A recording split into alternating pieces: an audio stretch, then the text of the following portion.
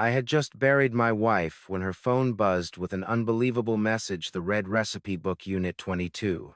Don't let him see. I stood frozen beside her grave. When I got home, I immediately checked the kitchen. I found a hidden key taped inside that old recipe book. So I drove there alone, believing I was just following her final wish. But when the door opened, everything I once knew shattered. The life I believed in turned out to be a lie, and nothing would ever be the same again.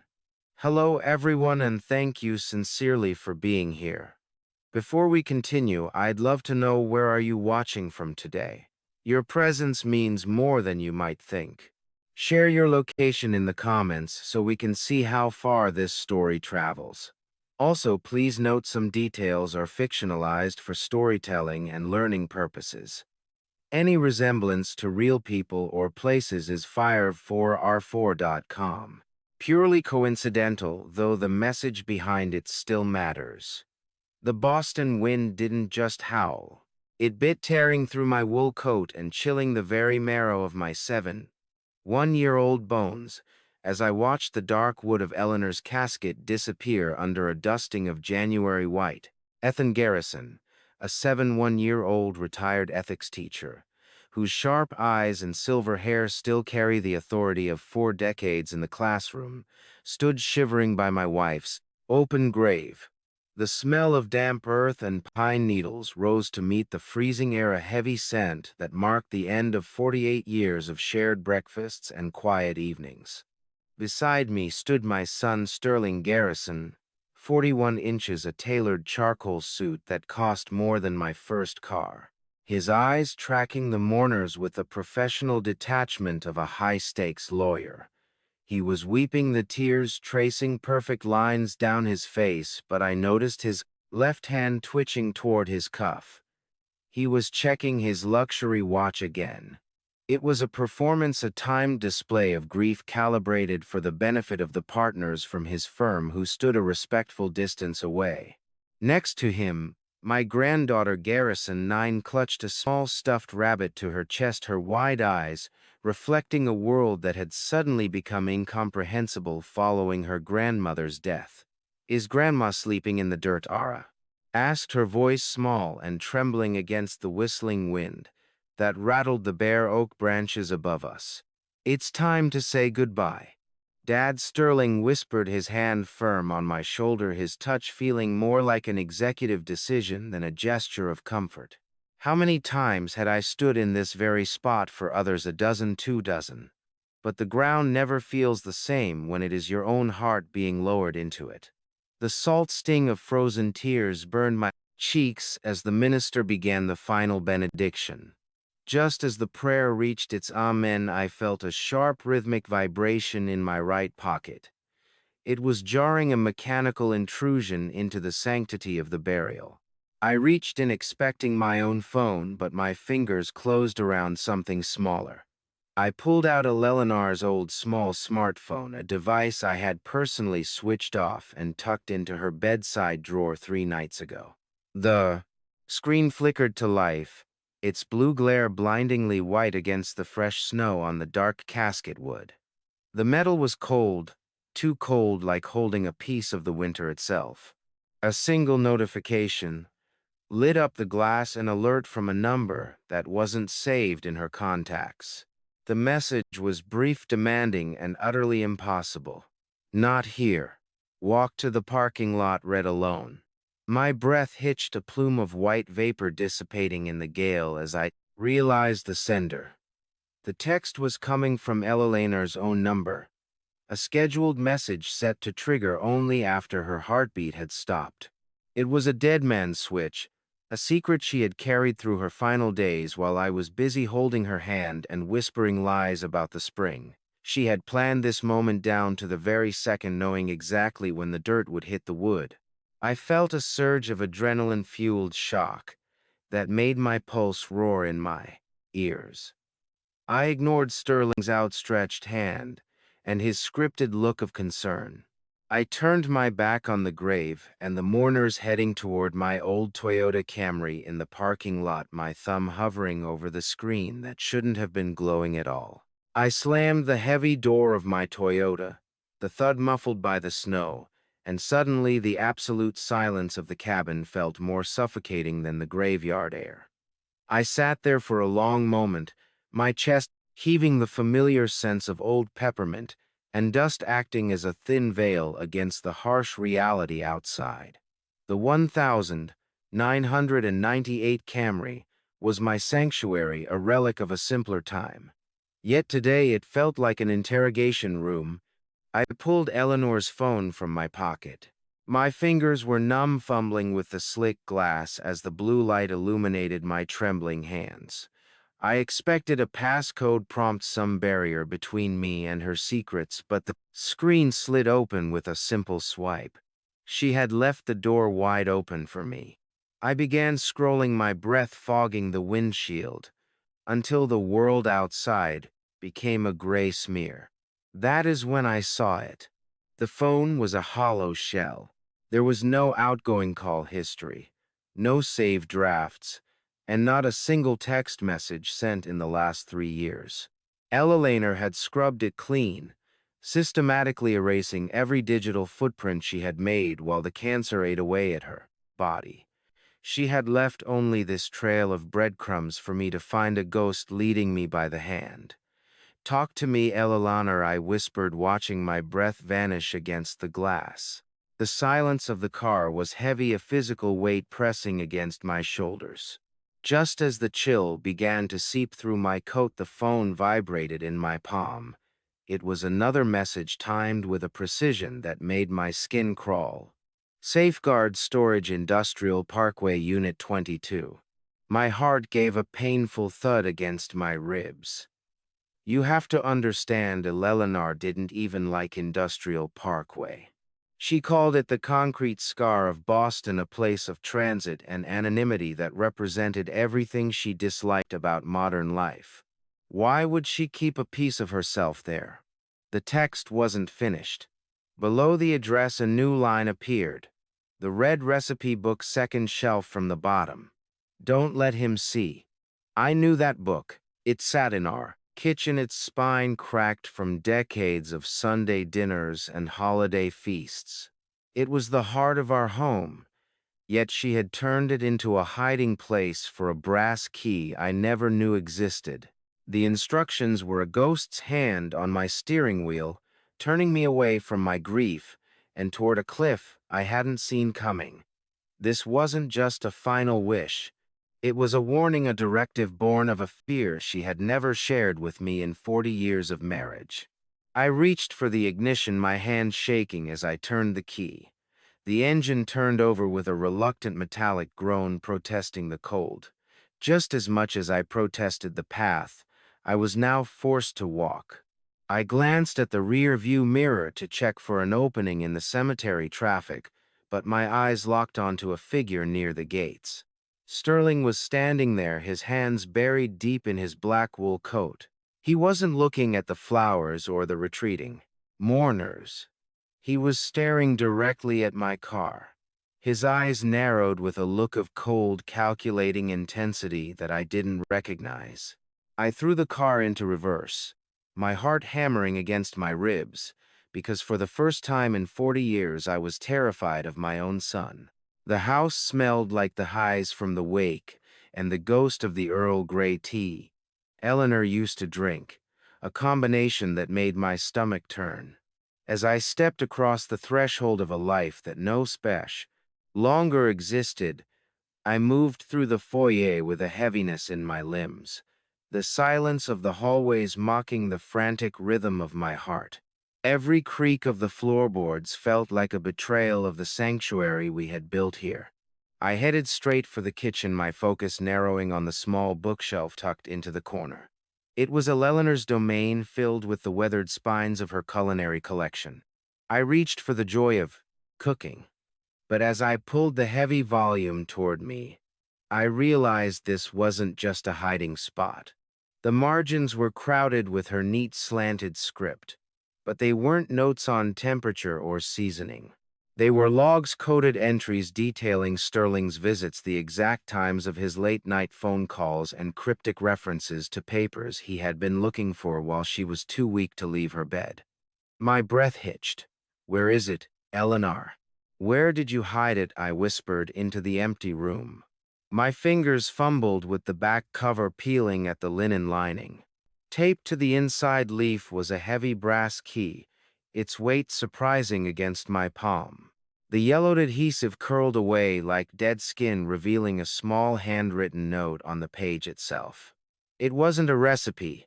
It was a date from 3 months ago and a single chilling sentence. "Forgive me, Tane, but the foundation is rotting." I felt like a thief in a temple, desecrating the memory of our Sunday dinners to find a weapon I wasn't even sure I knew how to use. The kitchen clock ticked with a rhythmic mechanical aggression, sounding less like a timepiece and more like a countdown. I stared at the key, the brass glinting under the fluorescent light, realizing that my wife had spent her final months not just fighting for life but preparing for a war against our own flesh and blood. How could a man teach ethics for 40 years and fail to notice his own blood was hemorrhaging integrity? I had spent my career discussing the abstract nature of virtue while a predator was being raised at my own table. The realization was a physical blow, leaving me breathless in the center of the room where we used to dance while the pasta boiled. I gripped the key tightly, the sharp metallic bite of the brass digging into my clenched fist as if to anchor me to reality. The weight of the secret settled into my marrow, turning my grief into something sharper and more dangerous. I needed to move to hide the evidence of my discovery, but my body felt locked in place by the enormity of her warning. Suddenly, the stillness was shattered by the heavy rhythmic thud of a car door slamming in the driveway. My blood went cold. I looked at the clock. It was far too early for the others to be back. I peered through the slats of the kitchen blinds and saw the black sedan. Sterling. He had followed me home, moving with a purposeful stride that told me he wasn't here to offer comfort.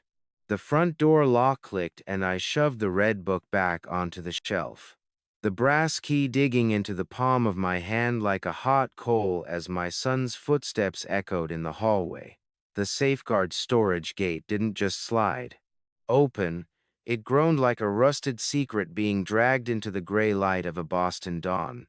I had spent the night in a state of brittle wakefulness, listening to the house breathe and waiting for the sun to offer me a chance to escape. I had managed to slip away at 6, leaving Sterling and his wife Ramley asleep in the guest wing. Ramley Garrison, a 8-year-old corporate consultant who navigated social circles with the same icy precision Sterling used in business, would likely be the first to notice my absence. But for now I was alone. I drove with my eyes glued to the rearview mirror, searching for the aggressive silhouette of Sterling's luxury SUV, my knuckles white against the steering wheel of the Camry. "Just a little further, Eleanor," I muttered. The biting cold of the morning air nipped at the back of my neck as I parked. When I approached the front desk, the sleepy attendant checked the records and frowned.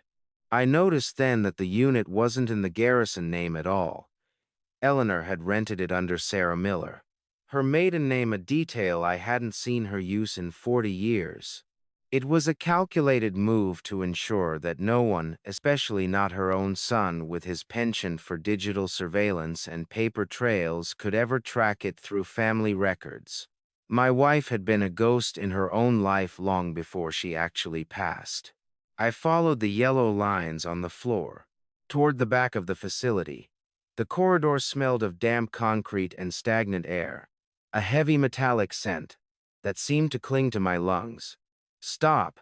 I held my breath, listening. Was that a footstep behind me, or just the building settling into its own misery? I waited, my heart hammering a frantic rhythm against my ribs, but the only sound was the low hum of a distant heater and the rhythmic flickering of a single overhead fluorescent bulb. I reached Unit 22. The smooth brass key felt warm against my calloused thumb, a stark contrast to the freezing padlock it was meant for.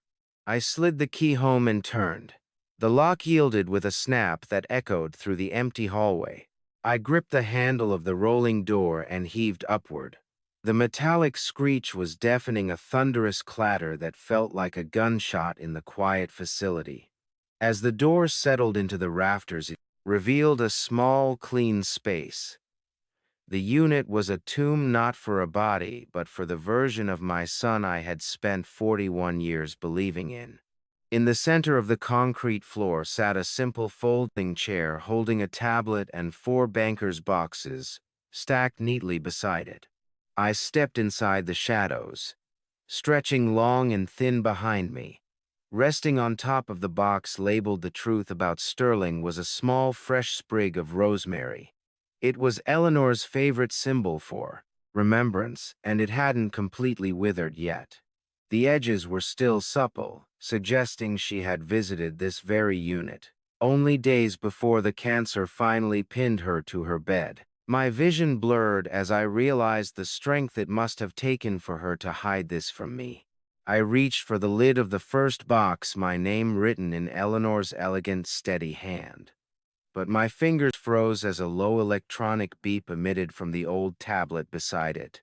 The blue light of the tablet sliced through the shadows of Unit 22, casting my own shaking reflection against the cold steel walls, a ghost looking at a ghost.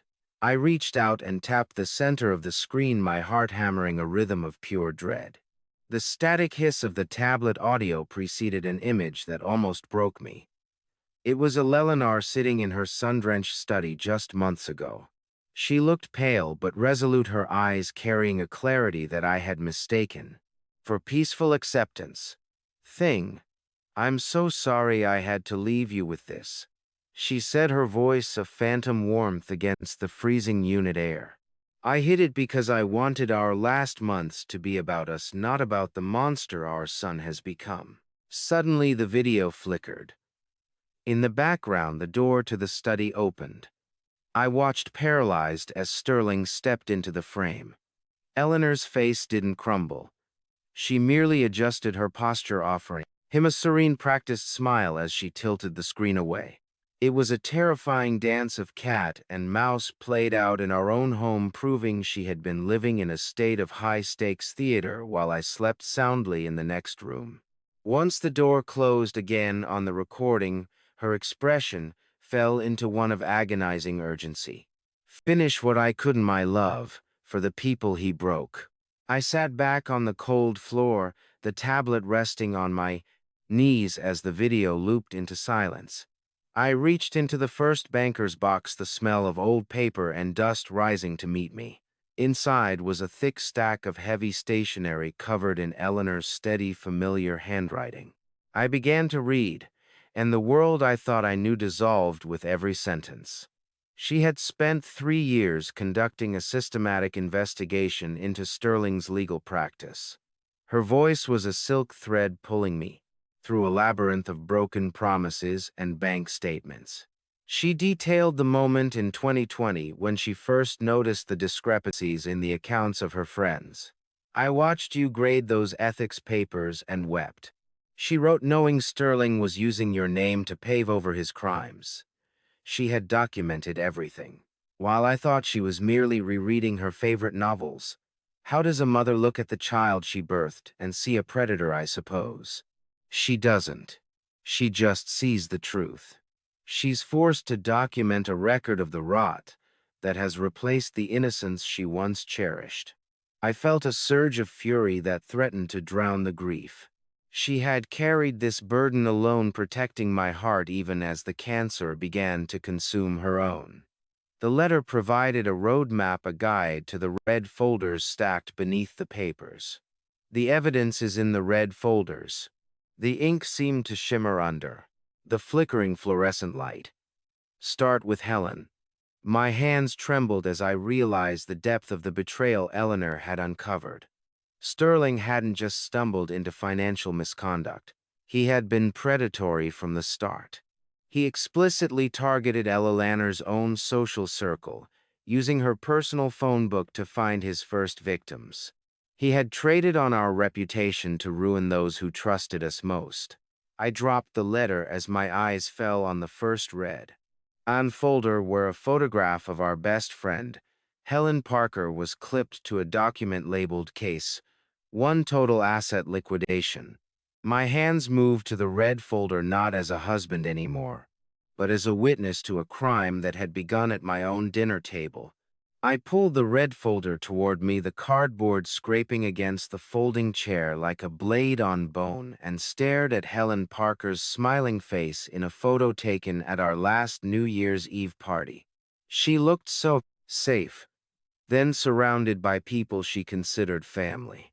I opened the file, the paper snapping under my touch with an aggressive sharpness in the ink-scented cold of the storage unit. The top document was a contract for the Sunrise Senior Living Community Project in New Hampshire. It was a masterpiece of legal deception, promising a secure investment for Helen's $280,000 retirement fund.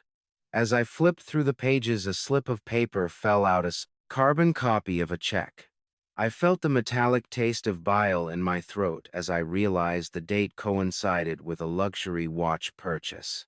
Sterling had used $15,000 of Helen's stolen life savings to buy the very PC Philippe and had admired on his wrist at the funeral yesterday. The betrayal was layered, a grotesque cake of greed. I found the eviction notice Helen had been served from her previous home, dated the 14th of October. That was a Tuesday. Sterling had been dining at our house that very night, sipping my 20-year-old scotch and leaning back in his chair with a satisfied sigh. A great success for my client. He had told me then, while Helen was losing the roof over her head. Do you know what $280,000 looks like when it is just ink on a page? It looks like nothing. But when it is a widow's future, it looks like a death sentence. It is the difference between a warm bed and a cold sidewalk, between dignity and despair. I watched the rhythmic thumping of my own pulse in the veins of my hand, wondering how I could have been so blind to the sharks circling our own pool. I dug deeper, finding internal memos from Sterling and Associates. They were never meant to be seen by outside eyes. The language was clinical, devoid of any human empathy. Sterling had written a note to a developer named Gregory Walsh, a man whose reputation in the Boston real estate market was as polished as it was predatory. Walsh: the Parker assets are clear. Move to the next target. The efficiency of the instruction was chilling. My son had not just made a mistake. He had hunted a family friend with the cold precision of a ledger keeper. My name.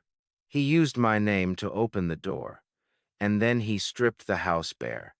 It was the ultimate exploitation of trust. I turned the final page and found a small yellow sticky note in Eleanor's unmistakable handwriting. It was the final blow to my spirit. It revealed that Helen Parker had only reached out to Sterling for financial help because I had recommended him to her as the most honest man in Boston.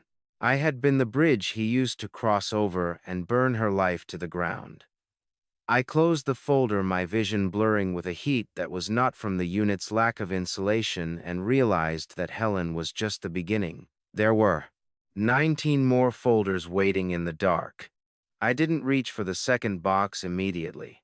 I had to lean against the corrugated metal wall of Unit 22 until the world stopped spinning and the bile in my throat retreated. The smell of cold, damp paper clung to the stagnant air, filling my lungs with the scent of long-buried deceits. When I finally found the strength to pull the second banker's box toward the center of the unit, the weight of it felt monumental. Inside, I found a meticulously organized ledger Eleanor had created during her final years. It was a harvest of misery, a list of names and lives reduced to ink on a page. I recognized them all. Thomas Warren, $220,000. I whispered, my voice cracking in the hollow space. He was a retired history teacher who had attended our 4th of July barbecues for a decade. Patricia Donnelly, $190,000. God help us. She was a widow from our church, a woman who had once brought Ella Laner soup every day for a month when she first fell ill. Sterling hadn't just sought out wealth. He had targeted the vulnerable people who looked at my family and saw safety. Tucked between the pages of the ledger, I found a bank statement that made the dry copper taste of fear flood my mouth. It was an account opening in the Cayman Islands dated the very same month I had been hospitalized for my heart scare too. Years ago, while I was lying in a hospital bed, wondering if I would see another Christmas, my son was building a vault for his stolen treasure. I sat on the small folding chair, the blinding white of the tablet screen providing a harsh clinical glow in the dark unit. I pulled out a small notepad and began the rhythmic clicking of the calculator buttons, my fingers moving with a numb mechanical precision. Eleanor had highlighted the consultation services. Sterling charged for his legal guidance a commission that totaled over $420,000. Do you know how long it takes an honest man to save $200? 000. A lifetime of grading papers and skipping vacations. My son stole it in a single afternoon lunch, all while smiling across the table at people who called him by his first name. As I added the final figures, the sound of blood rushing in my ears became a dull roar. The grand total was staggering. $3,700,000. A number that large should have its own gravity. It should collapse the floor beneath me and drag me down into the earth. It was a sum of money that represented dozens of stolen retirements, houses lost, and legacies erased. I stared at the final tally, my vision blurring. This wasn't a series of mistakes or a business deal gone south. It was a machine. Sterling had built a machine that turned the trust of our friends into his trust of our friends in personal luxury. But as I reached the very bottom of the ledger, the final note in Eleanor's steady hand froze the air in my lungs. There was a pending transaction dated for the end of this month. It was for my own pension fund, the sum of my 40 years at the university. I realized then that my son wasn't just a thief who had betrayed our friends. He was a scavenger waiting for me to die. He was weeks away from siphoning my own life savings into the dark. I stared at the pending transfer from my own account, the ink still fresh in Eleanor's notes, and realized my son wasn't just a thief. He was a scavenger waiting for me to die. The tablet sat on the folding chair like a ticking bomb, and I knew the next file would be the one that finally broke me. The tablet screen flickered to life, its blue glare reflecting off my glasses like a digital interrogation illuminating a file. Labeled Client Seminar. October 2021. I hesitated, the stale smell of the storage facility mixing with the ozone of the screen, before tapping the play button. The video was grainy, and the camera work was shaky, clearly the effort of an amateur. As the frame stabilized, I realized the perspective was from the back of a crowded room. A woman's hand briefly adjusted the lens, and I saw the edge of a cheap synthetic wig. My heart stopped. Eleanor had been there disguised in a wig and sunglasses, documenting her own son's lies while I thought she was home resting. On the screen, Sterling stood at a podium in a brightly lit hotel ballroom, radiating a warmth that felt like a physical heat even through the low-quality recording. My father, Thane Garrison, spent 40 years teaching the youth of Boston that honor is the only currency that doesn't depreciate, Sterling said, his voice smooth and paternal. He clicked a remote and a projected slide appeared behind him. It was a photo of Eleanor and me at our 40th anniversary, laughing and holding glasses of champagne. I carry that same honor into every real estate investment I vet for you. He didn't just steal their money. He stole my name. He stripped the skin off my career and wore it like a costume to lure the innocent toward the blade. I watched him pace the stage with a polished, insincere smile, using our love as a marketing tool for a scam that would leave our oldest friends in ruin. The camera panned slowly across the audience. I saw them all. Helen Parker was in the front row looking at Sterling with a grandmotherly pride that made me feel physically ill. Beside her sat Thomas Warren nodding along as Sterling spoke about legacy and security. "We're doing this for our grandkids." Sterling Helen's voice drifted toward the microphone during a question period. "We know we can trust a garrison." The sound of polite, rhythmic applause echoed in the small unit, a hollow, mocking sound that felt like it was drumming against my skull. The hotel ballroom was a slaughterhouse, and Sterling was the butcher using my ethics textbook to sharpen his knives. I watched the exact moment these people began signing the documents on their tables, their pens moving with a trust I had spent decades cultivating. They weren't just sold an investment, they were sold me. As the video continued, the camera panned toward the wings of the stage. Standing there was a man I hadn't seen in years. Corbin Mercer, a 4-5-year-old former private investigator turned corporate fixer, known for his predatory efficiency and a relationship with the law that was purely transactional. He stood in the shadows as Sterling's security, his eyes vetting the crowd for potential dissenters with a predatory stillness. The magnitude of the violation was a deep moral injury, a weight that threatened to crush the very foundation of who I was. The video cut to black, and in the reflection of the screen I saw the ghost of the man I thought I was shattered into 20 folders of ruin. I shoved the tablet aside, the plastic clattering against the concrete, and reached for the final stack of papers with hands that felt like they belonged to a dead man. The air in Unit 22 was thin and frigid, tasting of ash and the stale scent of industrial dust. I dug into the final box, finding a thick sheath of printed emails that detailed the blueprints of my son's soul. The sharp, acidic smell of toner rose from the pages as I began to read. There in black and white was an exchange between Sterling and Gregory Walsh from early 2020. They weren't just discussing real estate. They were discussing me. "Greg, my father taught ethics for 40 years. Sterling had written with a clinical coldness that made my skin crawl. These people trust me because they trust him. That's our edge. Use it. The garrison name is better than a bank guarantee." I felt a nauseating wave of horror. My career, my reputation, the very essence of the life I had built on a foundation of integrity had been weaponized against the people I cared for most.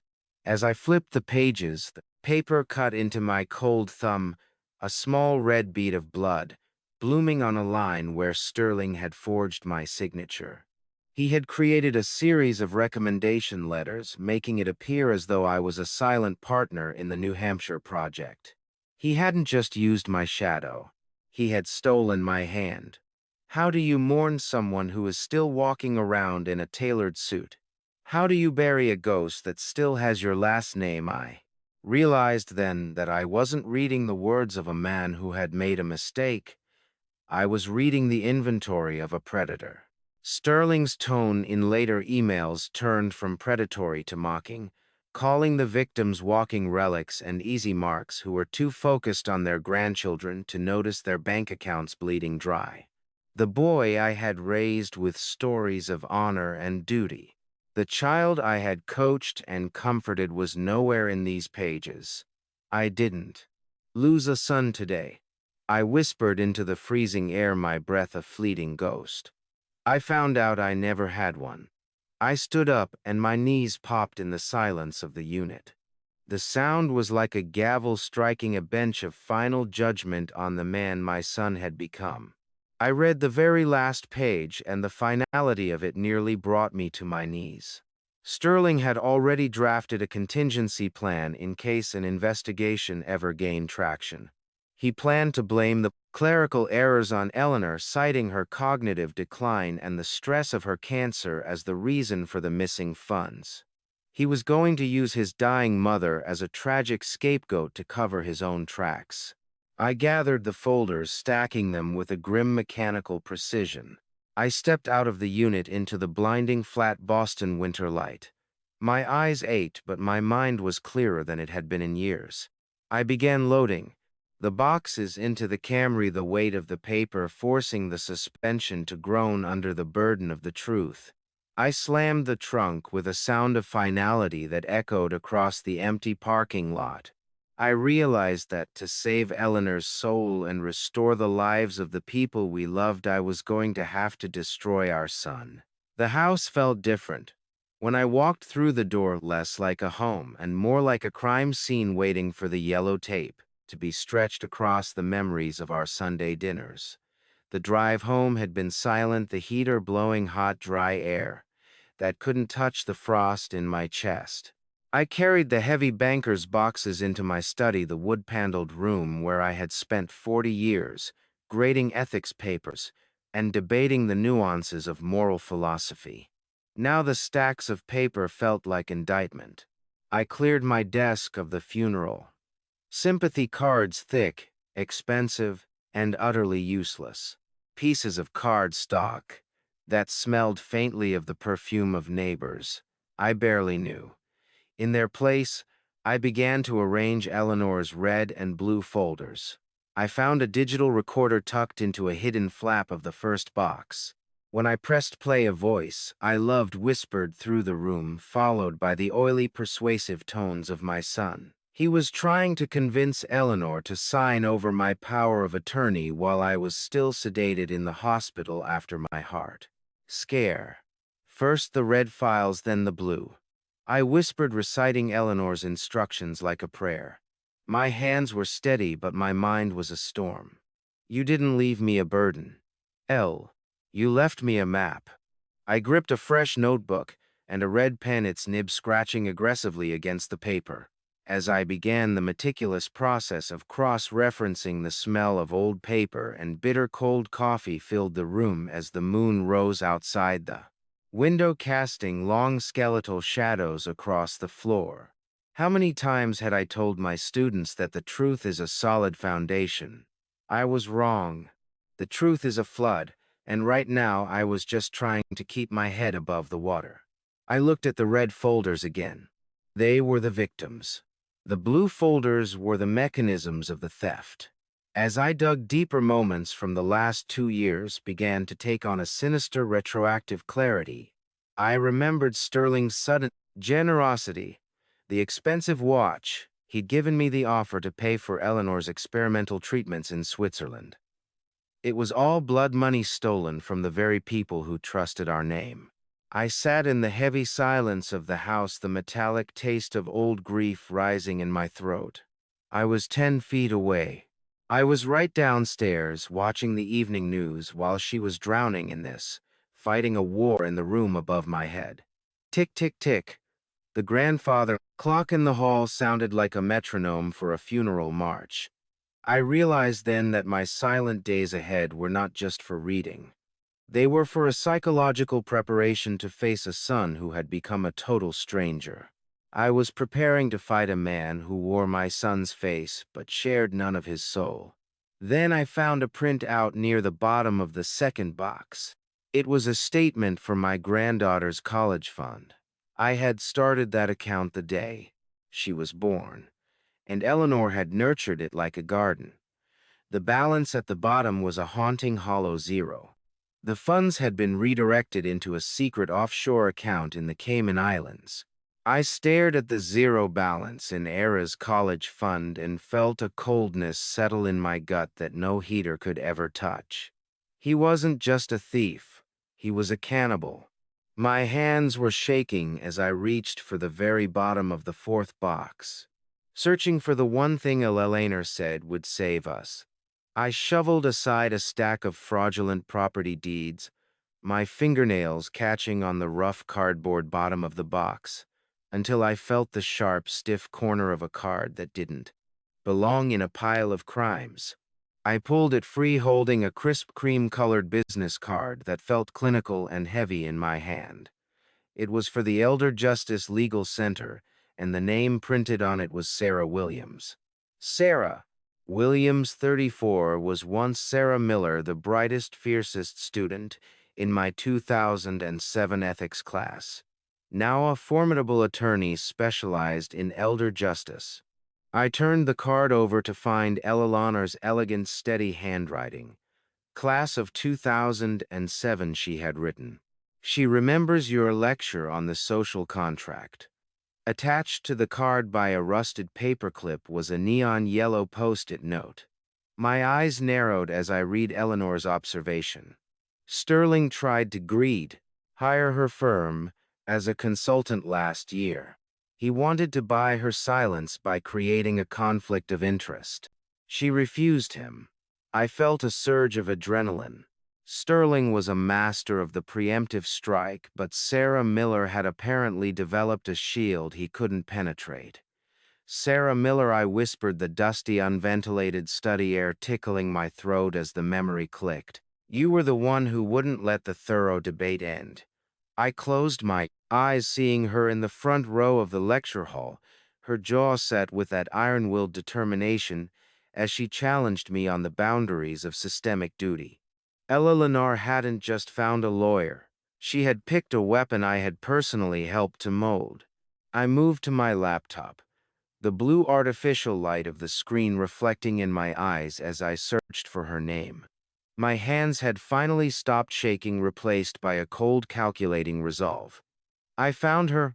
Recent cases, high-profile wins against predatory lenders and nursing home conglomerates that had made headlines in the Boston Globe. I clicked on a news clip, and there she was standing on the courthouse steps. She had the same sharp, observant eyes I remembered, though they were now tempered by years of seeing the worst of human greed. Does a teacher ever truly stop being responsible for their students? Or is this the final exam I never realized I was preparing her? For I realized then that I was looking at the person Eleanor had chosen to finish this fight. In another article, I read that Sarah had been publicly critical of firms like Sterling and Associates for months, citing them as examples of the gray market vultures picking at the bones of the elderly. She's already hunting him. I realized, a dark sort of pride blooming in my chest. She just needs the teeth. The business card felt like a polished stone in my hand, the kind you use to bring down a giant who thinks his armor is impenetrable. Digging further into a small envelope taped to the card, I found a series of receipts. Eleanor had been making small anonymous monthly donations to Sarah's nonprofit for nearly 2 years. She hadn't just found the prosecutor. She had been quietly funding the very office that would eventually bring her son to justice. I reached for the house phone, my thumb hovering over the dial, prepared to finally make the connection. But I stopped when I noticed the rhythmic, persistent blinking of the red answering machine light. I had been so buried in the boxes that I hadn't heard it. It was a message from David Morrison that had been sitting there ignored for 3 hours. The doorbell didn't just ring. It pierced the silence of my study like an alarm, forcing me to shove Sarah Williams's card into my pocket, as if it were a piece of contraband. I hurried to the kitchen, passing the answering machine, where a sharp, rhythmic chirp announced the missed call. I didn't stop to play it. Instead, I opened the front door to find David Morrison, 70, my best friend and a fellow retired teacher from Boston Lincoln High, who walked in with the heavy gait of a man who had shared every one of my burdens for half a century. The smell of winter dampness and woodsome smoke clung to his wool coat as he stepped into the foyer. I was so exhausted, so frayed by 3 days of staring into the abyss of Sterling's greed, that I didn't question why he had arrived unannounced. I found out later that Sterling had called him earlier, playing the part of the devoted, concerned son. He had used David as a scout, a friendly face to peer through my windows and report back on my isolation. We sat in the kitchen, the air thick with the smell of burnt coffee I had forgotten on the burner. David looked at me with those weary, honest eyes, and my resolve simply buckled. I needed to tell someone. Ella Laner didn't just leave a will. David I said, my voice barely a rasp. She left a dossier.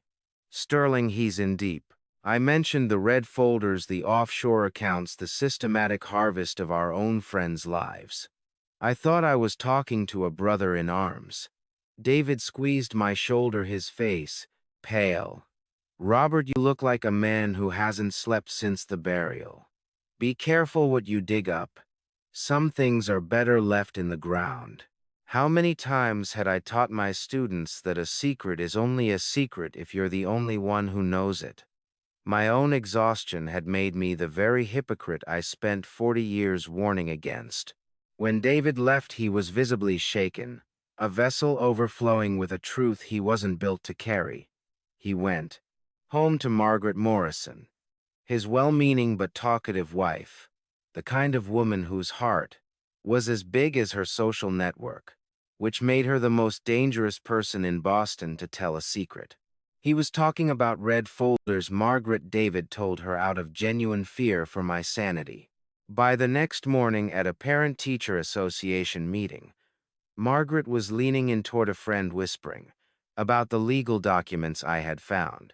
The leak was slow motion, horror, a ripple, in a pond that quickly became a tidal wave. The coffee was bitter. Or maybe it was just the taste of my own regret. By mid-afternoon, I realized the chain reaction I had initiated was unstoppable. The phone in my pocket vibrated with a sudden, violent intensity. I pulled out Eleanor's device and felt my stomach drop. A blue electronic glare illuminated the screen. Remote wipe attempt in progress. My son wasn't just tracking me anymore. He was trying to execute the evidence from miles away.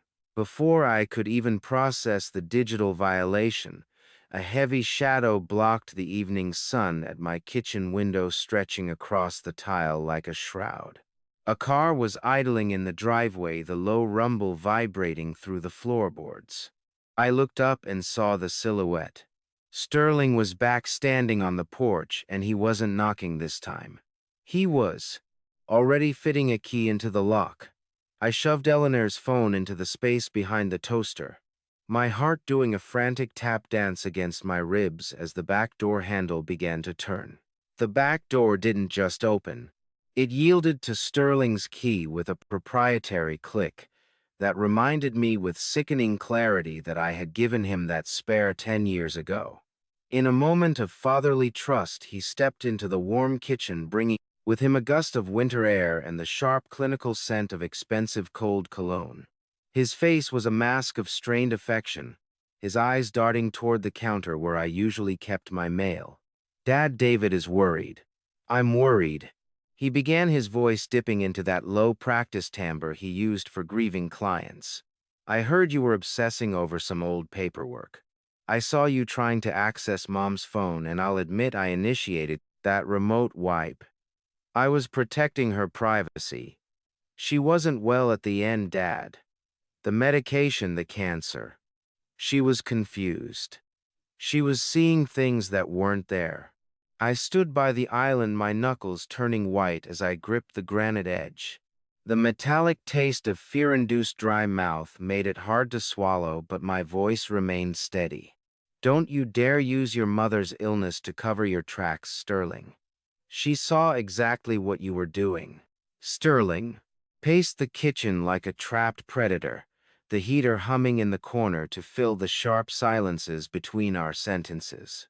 He tried to laugh, but it was a dry, brittle sound. "Dad, you're sitting in the dark with files that don't mean anything. Whatever you think you found, it's just the rambling of a sick woman who lost her grip on reality." "I haven't said what I believe yet, Sterling," I replied, my paternal fury rising to meet his arrogance. "But you're already defending yourself against a ghost. How do you reconcile the man standing in your kitchen threatening your legacy with the boy you once taught to ride a bike? You don't. You realize the bike was just the first thing he learned to ride away from you on. I know about the offshore accounts in the Cayman Islands. I know you were weeks away from siphoning my own pension." His facade finally cracked. The false concern vanished, replaced by a cold, calculating anger that made him look like a total stranger. If you choose these lies over your own blood, you'll lose everything. Dad, think about. Do you really want her to see her grandfather go through a public breakdown? His eyes were what chilled me the most. They weren't Eleanor's. They were just empty, like a ledger with the columns wiped clean. I told him flatly to get out. He stared at me for a long moment, then turned on his heel. As he opened the door, he looked back with a sneer. Romilly and Era are waiting in the car. I told them we were just dropping off some groceries, but maybe next time I'll tell them the truth about your state of mind.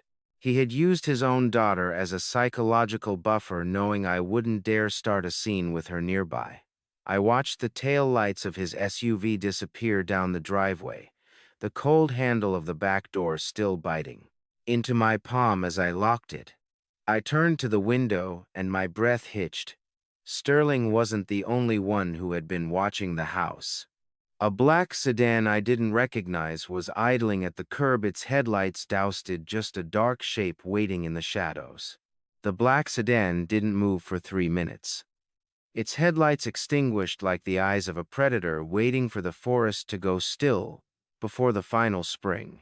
I stood behind the frosted glass of the front door, my hand white-knuckled around the cold brass handle.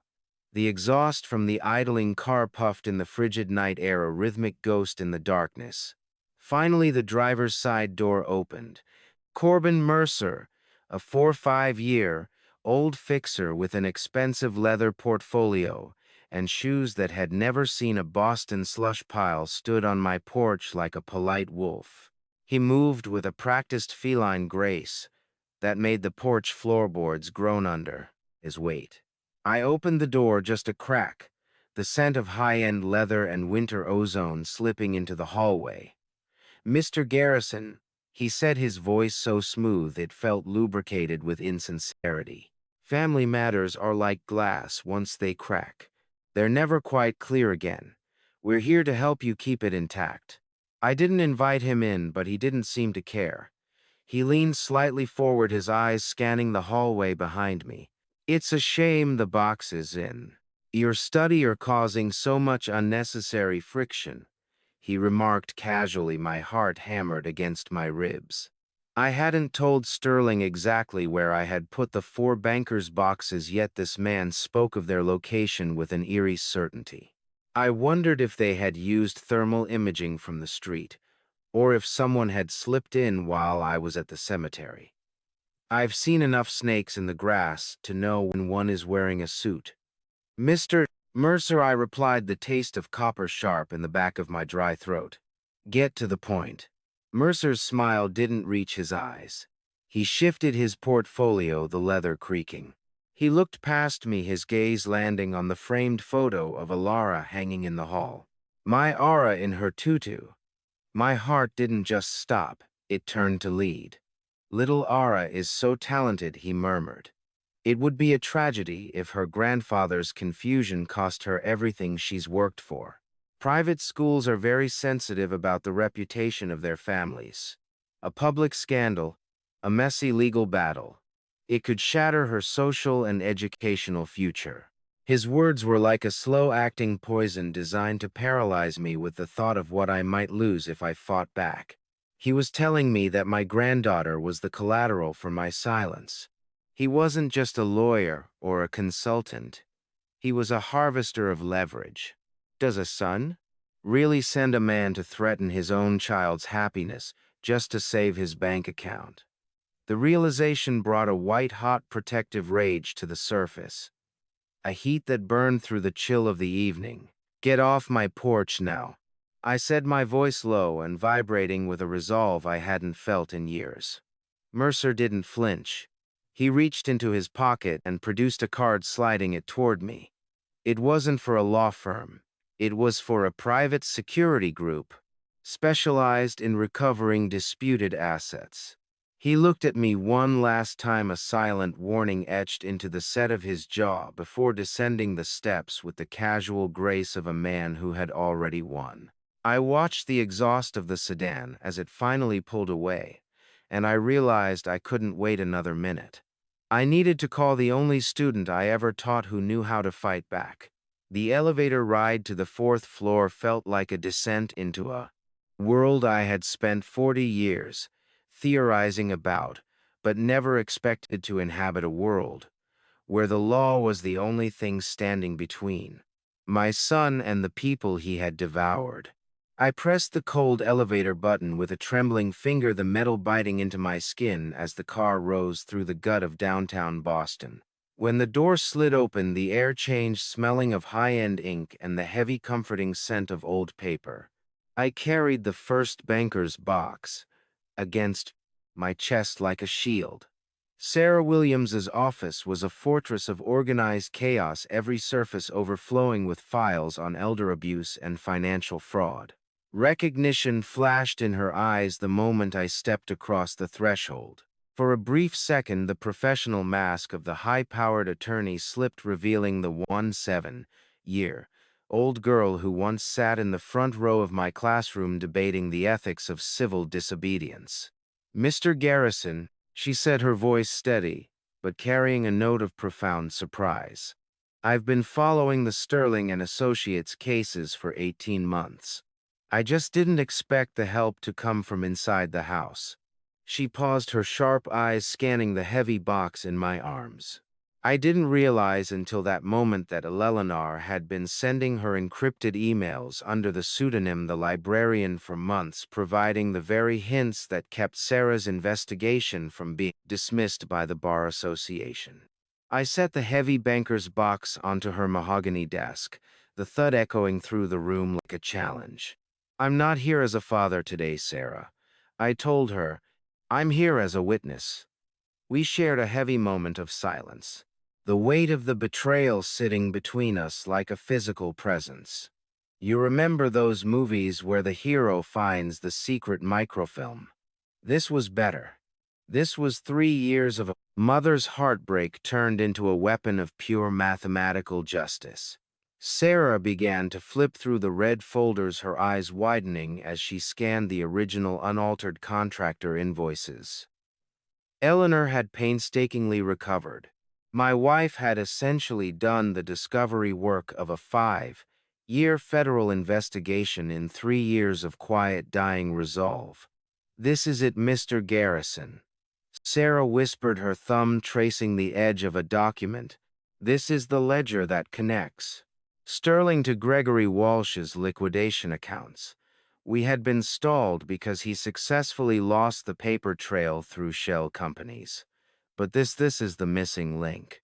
She looked at me not as her teacher, but as her client. The world tilted a little further. The sound of a pen clicking with finality punctuated her realization. Eleanor wasn't just hiding. She was hunting. She was brilliant. Sarah added, professional awe softening her gaze. I nodded slowly, the gravity of it all pressing down on me. "She was protecting us," I said. "Now we protect the others." Sarah closed the folder with a sharp snap and reached for her coat, her face hardening into the expression of a woman about to go to war. "Because Sterling forged your signature on those recommendation letters, you have the legal standing of a victim," she explained. "We can initiate an immediate freeze on the firm's domestic assets. It's a move he won't see coming." She stood up, the light from the window catching the iron-set line of her jaw. "There are 12 people waiting at a community center in Dorchester, Mr. Garrison. It's time they saw the face of the man who is going to help them win." The community center smelled of floor wax and stale coffee, a scent that usually signaled a bake sale or a neighborhood watch meeting. But today it smelled like the last stop for the broken. I followed Sarah into the small basement room, the squeak of my rubber soles on the waxed linoleum floor echoing like an intruder's footsteps. 12 elderly people sat in a jagged circle of folding chairs, their coats still buttoned against the chill that the clanking radiators in the corner couldn't quite conquer. As Sarah stepped forward to introduce me, the room went deathly silent. I saw the recognition flash across their faces followed by the jagged edges of resentment. To them, I wasn't the man who had spent 4 decades grading ethics papers. I was the architect of the face that had smiled while it robbed them. Helen Parker, 76, Eleanor's best friend for 30 years, sat in the front row with her hands knotted in her lap, her face a map of the betrayal my son had etched there. "This is Tane Garrison."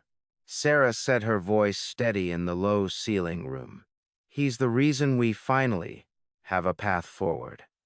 "He looks just like him," a woman in the back whispered. I realized with a stabbing pain that 3 of the men here were former students of mine. They hadn't just been random targets. They had specifically sought out Sterling and Associates because they believed a Garrison would always do the right thing. I stood there, absorbing their silent accusations, feeling the rough texture of my wool coat as my own hands trembled. Have you ever seen the eyes of a veteran who has lost his home? It's not anger, you see. It's a hollow echoing sort of bewilderment that makes you want to tear the world apart to fix it. I looked at Thomas Warren, an 81-year-old Korean War veteran, and my student from the early 1960s, who stood with a ramrod's straight spine that defied the weight of his losses. I didn't come here as a grieving husband or a father looking for an excuse. I began, my voice finally finding its center. I came here because my son weaponized my life's work to rob you. I can't give you back the years of peace he stole, but I can promise you this. I will be the last person he ever lies to. I didn't blink. I couldn't. I owed them every second of my undivided attention. I saw Thomas Warren's liver-spotted hands tighten on the back of a chair. "You taught me honor in 1964, Mr. Garrison," he said, his voice growly but firm. "I think it's time we taught it to your son." The room shifted, then the collective breath of a dozen people releasing as the air of victimhood transformed into a unified force of witnesses. I promised them the evidence was secure and that Sterling's career would be the price for their restoration. As I made my way toward the door, Helen Parker pulled me aside, her eyes wide with a new kind of fear. "Tane, wait," she whispered. "Sterling came to my apartment 2 days ago. He tried to make me sign a non-disclosure agreement. He offered me a pittance of my savings back if I promised to stay quiet about the New Hampshire project. He told me it was my only chance." I walked out into the biting Dorchester air, the weight of 12 lives pressing against my chest, and realized that Sterling wasn't just hiding money anymore. He was actively hunting the witnesses. The drive to the Boston Globe building was a blur of gray slush, and the burning realization that every minute those boxes stayed in my car was another minute Sterling could destroy them. I gripped the steering wheel of the Camry so hard my knuckles felt like they were going to burst through the skin, my eyes darting to every black sedan that merged into my lane on the way to Congress Street. The weight of Eleanor's legacy sat heavy in the passenger seat. 4 bankers' boxes that held the power to dismantle a empire built on lies. I navigated the dirty slush of the city streets, tasting the stale air and adrenaline of a man who had finally reached his point of no return. When I pulled into the parking area, Sarah was already there, waiting near the entrance with a man who looked like he had been carved out of newsprint and deadline pressure. Michael Rodriguez, an investigative reporter for the Boston Globe in his early 50s, had eyes that looked like they had seen every lie in the city and had stopped being surprised by them a long time ago. We didn't waste time on pleasantries. I hauled the boxes into the newsroom, a hive of controlled chaos that smelled of industrial carpet and the ozone of 100 humming computers. "Mr. Garrison, I've been chasing Sterling's shadows for 8 months. Michael set his voice low and growly as we moved toward a private conference room. "I hear you brought the light. Shibaba! Shida! Shida! Ba!" I set the first box down with a heavy thud. "I brought the ledger of his soul, Mr. Rodriguez. I hope your ink is permanent," Michael revealed, that he already had a whistleblower from Sterling's firm, a junior associate, who had seen too much, but that person had been too terrified to go on the record without physical corroboration. My presence and Ella Lanar's meticulous files provided the shield they needed. You'd think a newsroom would be loud like in the old movies. It's not. It's a quiet humming sort of tension like the sound a hornet makes right before it decides to sting. I watched as Michael began scanning the documents, his professional detachment slowly melting into a focused predatory intensity. The sound of a digital camera shutter clicking rapidly filled the small room as he preserved the evidence Eleanor had died protecting. He looked up at me, his face grim. You understand this will end his career, possibly his freedom. He ended those things himself when he started stealing from veterans. I replied, my voice calm but as hard as granite. I'm just providing the period at the end of his sentence. 5 days. Michael needed 5 days to verify the signatures and cross-reference the offshore wire transfers. It felt like he was asking me to hold my breath for a week. As he flipped through the final folder, Michael froze, pointing to a recurring line item. He spotted a series of payments to a private security firm, the same one Corbin Mercer belonged to. Sterling hadn't just been stealing. He had been using the victim's own retirement funds to pay for the goons who were now intimidating them. The betrayal was circular, a snake eating its own tail. I left the newsroom feeling a strange cold lightness in my hands, having handed over the ammunition for the coming war. I walked out of the Globe building and into the biting wind. But as I reached for my car keys, I noticed a small white envelope tucked under my windshield wiper. There was no stamp, just my name written in a handwriting. I didn't recognize the paper fluttering against the glass like a warning. The paper of the envelope was cheap, the kind you buy in bulk at a pharmacy, but the words inside were typed with a cold mechanical precision that made the hair on my arms stand up. Loyalty is a two-way street thing. Don't drive off a cliff. I stood frozen in the Congress Street parking lot, the wind whipping the edges of the note against my thumb. I looked around, my eyes darting from the shadows of the concrete pillars to the tinted windows of passing SUVs. He wasn't even hiding it anymore. Sterling was watching me, tracking my every move through the city like I was a mark he was preparing to liquidate. I climbed into my Toyota Camry, but before I started the engine, I felt a sudden sharp instinct to check the wheel well. My fingers brushed against a small magnetic plastic case tucked into the undercarriage. A GPS tracker. Corbin Mercer had been following me to every secret meeting with Sarah and Michael, documenting the very betrayal I was trying to keep in airy. The shadows. I ripped the device free and crushed it under my heel, the plastic snapping with a satisfying crunch. I retreated to my home, locking every door and window as if the deadbolts could keep out the rot Sterling had introduced to our name. For 5 days, the house became a tomb of my own making. The dry, stale taste of a house that hasn't been aired out in days coated my tongue, a reminder of my isolation. The phone rang incessantly, the jarring electric shrill echoing off the walls of the kitchen. Sterling called. Romilly called. I watched their names flash on the screen and let the silence take them. I spent the long hours staring at my wedding photo, writing a letter to Era that I wasn't sure I would ever have the courage to send. I'm doing this for your future, Aaron, shaking, even if you hate me for it today. Justice often requires the hardest kind of love, the kind that cuts through bone to save the soul. Have you ever sat in a house you've lived in for 40 years and felt like a prisoner? The walls didn't change, but the safety did. It evaporated like mist. Before I reveal the conversation that finally brings the hammer down on that envelope's warning, if you are still with me, I want to hear your perspective. Comment right if you think I am being a righteous father or wrong. If you think I am being a vengeful one, and add one short reason why, so I can understand how you see this moral choice. Please note the next part contains some dramatized details added for narrative impact to convey the depth of the moment. The message behind this story is what I hope stays with you. Silence. Absolute heavy silence. Then the phone screamed.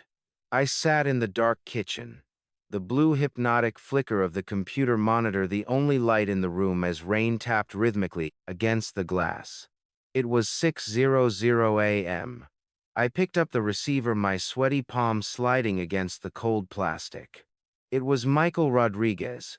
"It's done, Mr. Garrison," he said, his voice carrying the weight of a man who hadn't slept.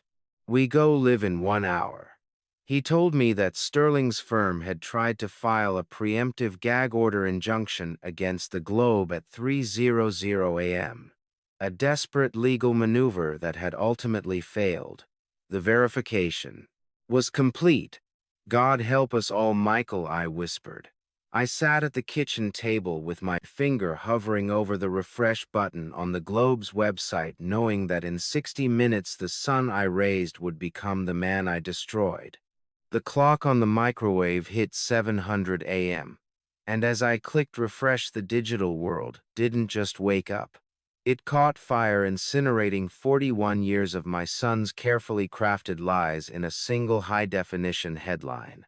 The blue electronic hum of the laptop seemed to grow louder as the Boston Globe homepage loaded. There it was, dominating the screen. "Respected educator's son accused of defrauding elderly clients. Evidence compiled by late wife." I scanned the sharp clinical prose of Michael Rodriguez. He had laid it all bare, from the $3.7 million theft to the calculated weaponization of the Garrison name.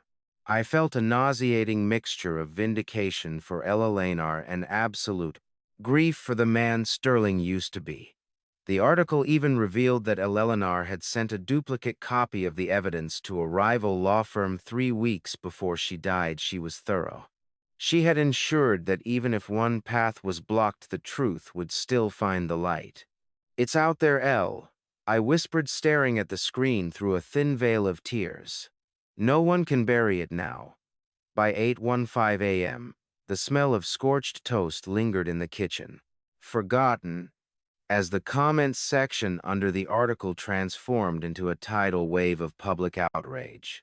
Former students and Boston residents were flooding the site with shock and fury. Have you ever watched a building being demolished? It happened so fast.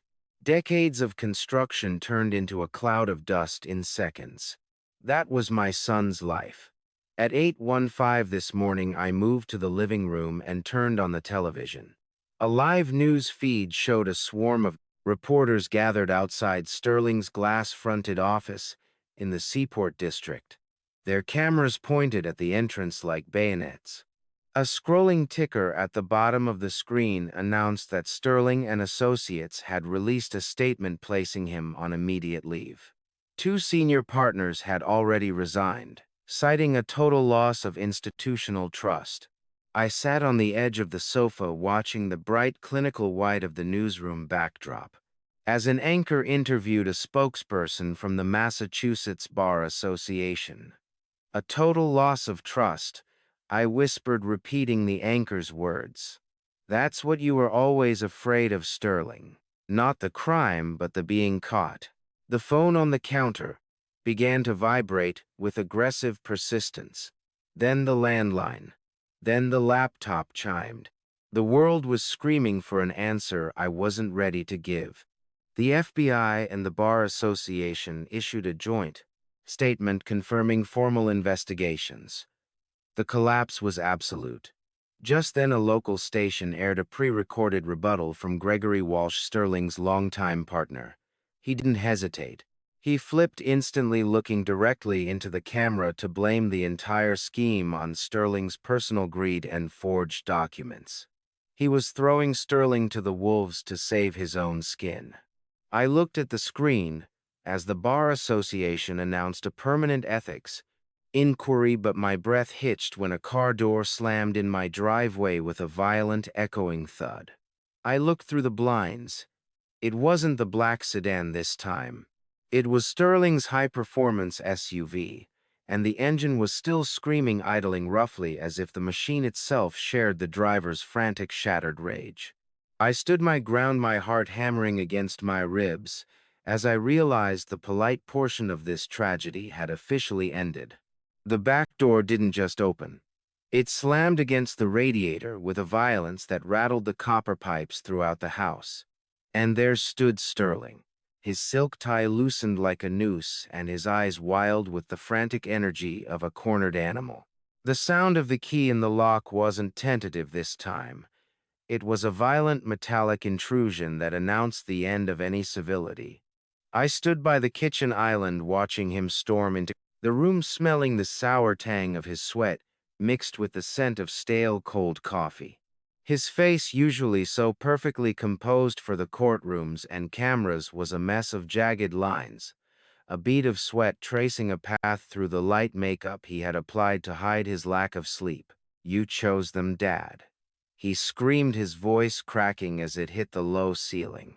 "You chose those relics over me. You just burned Era's future to the ground. You've destroyed everything." I stood my ground, absorbing the impact of his words, while the floorboards beneath my feet seemed to vibrate with his pacing. I didn't tell him that Ramley had already called me, sobbing as she packed her bags to take to her sister's house, her personal world collapsing even faster than the firm in the Seaport district. My son was a hollowed-out tree, and the first strong wind of consequence was finally bringing him down. "No, Sterling," I said, my voice low and steady. "I chose the truth. You're the one who provided the matches. I haven't done anything but honor your mother's final wish. She spent her last days documenting your crimes because she loved you enough to want you stopped. Have you ever heard the sound of a man's soul breaking? It's not a snap. It's a high, thin whine like wind through a cracked window." Sterling's narcissism was so complete that he couldn't even see the wreckage he had caused for others. He only saw the loss of his own standing. He lunged across the kitchen, reaching for my pocket, as if he could somehow claw back the original phone or the folders. I didn't flinch. I was a mountain, and he was just a storm that had run out of rain. "The FBI has the originals, Sterling. The Globe is already printing the second part. The game is over." His rage hit a wall, and then it simply crumbled into a pathetic, whimpering plea. "Dad, please. If you just say you found them in her trash, that she was confused, I can fix this. We can say the medications made her see shadows where there were none. I taught ethics for 40 years, Sterling. I won't start lying now to save a thief." I turned my back on him. Then the silence of the house thick enough to choke on. Sterling's silk-clothed frame seemed to shrink under the weight of my judgment. And for a fleeting second I saw the boy I had failed to really know. He stumbled back toward the door, his movements disjointed. As he fumbled with his car keys, he accidentally dropped a burner phone onto the floor, the device sliding across the tile with a light clatter. I watched him slam the back door with finality, but my eyes stayed glued to the burner phone on the floor.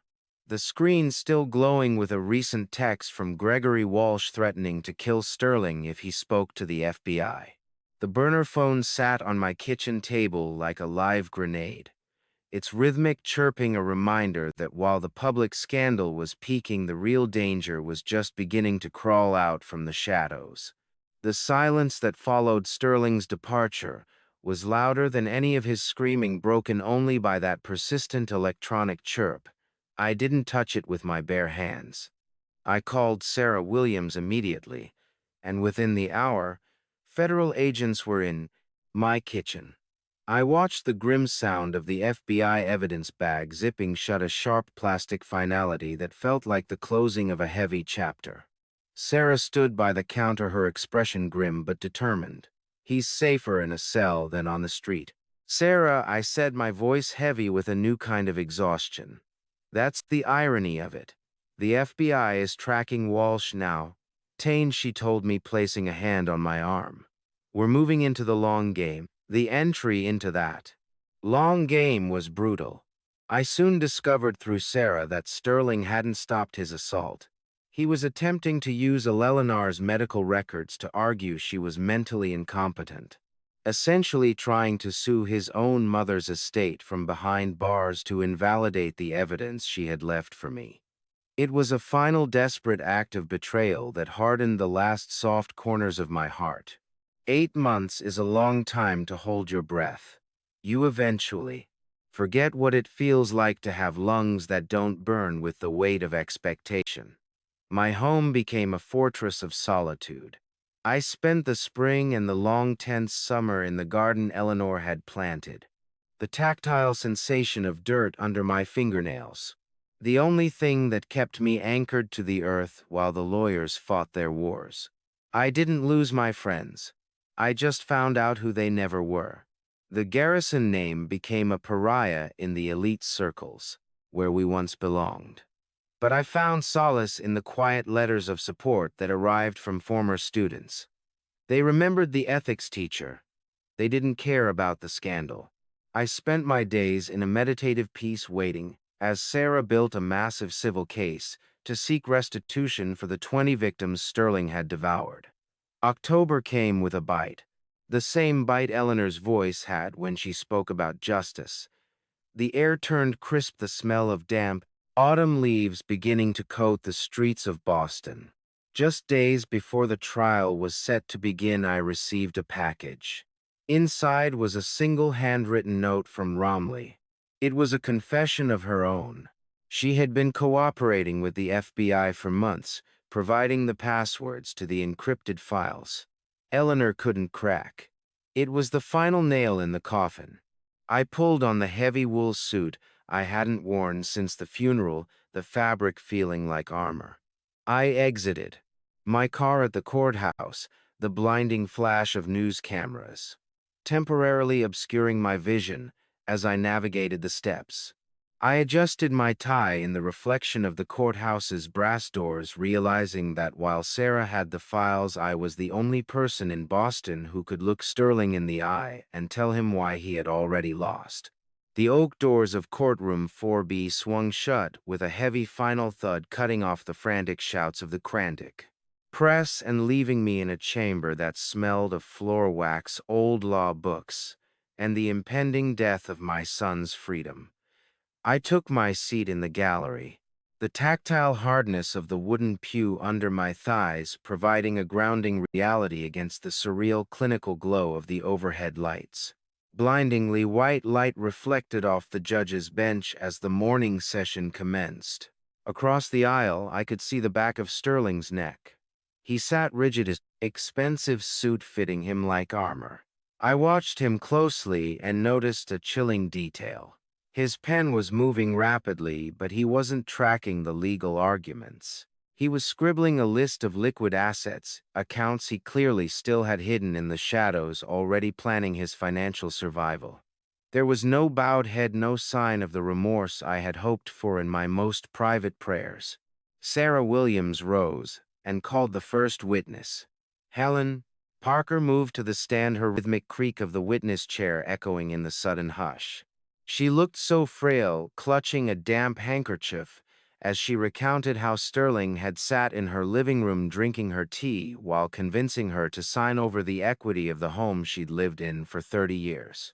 She described the shame of the day the sheriff arrived, the humiliation of moving her life into her daughter's spare basement room. I didn't think I was signing a contract. Helen sobbed, her voice barely a whisper. I thought I was helping Robert's boy. Sarah asked if he had ever mentioned the risks.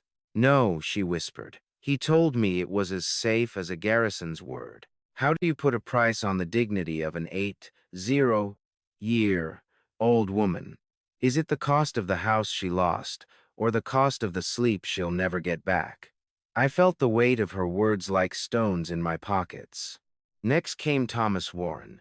His Korea veteran cap rested on the railing, and I could smell the faint scent of peppermint on his breath as he spoke.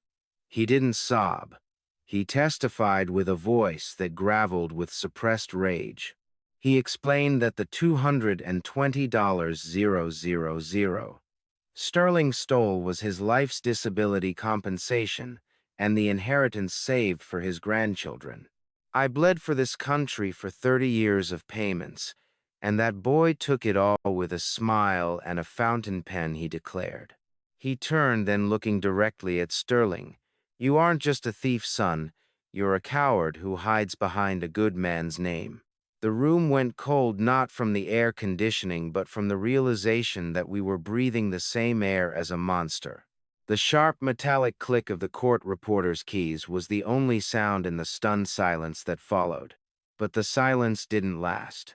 Sterling's lead defense attorney stood up for the cross-examination, his eyes cold and opportunistic. He pointed a shaking finger toward the gallery, specifically at my seat. He began to imply that Thomas had only invested because I had personally vouched for the funds in private phone calls. I felt the entire courtroom turn toward me as the lawyer demanded to know exactly how much I had known about my son's family business before the first dollar disappeared. The walk from the gallery to the witness stand felt like a mile of burning coals. Each step a final rhythmic goodbye to the son I had tried to love for 41 years. I climbed the small wooden steps, the rhythmic sound of the court reporters typing, hitting my ears like a mechanical heartbeat. As I placed my hand on the Bible, the cold, smooth grain of the witness stand felt like the only solid thing in a world made of vapor. I swore the oath, my voice steady, despite the crushing weight in my chest. I looked directly at Sterling. He was slumped in his chair, a shadow of the polished man who had arrived this morning, and he refused to meet my eyes. Sarah Williams stood, her face a mask of professional resolve. Mr. Garrison, did you ever consent to your son claiming you were a partner in these investments? She asked. No, I replied. And the word felt like it was carved from stone. He didn't just use my name, Sarah. He stole it. He used a lifetime of my students' trust as collateral for a crime. To drive the point home, I produced a small digital recorder I had pulled from Eleanor's hidden cache, one that Sarah hadn't even entered into evidence yet. I pressed play, and the courtroom filled with Sterling's voice laughing as he told Gregory Walsh that I was too senile to notice the signature forgeries. The smell of old paper and heavy courtroom air seemed to thicken as the recording played. Sterling's shoulders began to tremble, and he finally dropped his head into his hands. Have you ever had to perform an autopsy on your own family? That's what it felt like. Each question was a scalpel peeling back the skin of our life to show the rot beneath. Sterling's defense lawyer attempted a brutal cross-examination, his voice dripping with fiend sympathy, as he suggested, I was merely a vengeful, grieving widower looking for a scapegoat. You are a teacher, Mr. Garrison. Do you not teach forgiveness? He challenged. I took a slow breath, the taste of salt from a single unintended tear hitting my lip. Forgiveness requires the truth first, counselor. My son hasn't even looked at the people he robbed yet. Character is revealed not in the words we say, but in how we treat the vulnerable. I looked at Sterling one last time. Not as his father, as his judge. Honor means facing consequences, Sterling. I said, my voice carrying to every corner of the room. It doesn't mean hiding behind your father's shadow or your mother's grave. Sterling finally broke a low sob, escaping him, that was lost in the sudden murmur of the gallery. The tragedy of the moment was absolute, a final victory that felt like a burial. As I stepped down from the stand, my legs felt like lead, but my spirit was strangely light. The judge adjusted her glasses and looked at the U.S. attorney seated in the front row.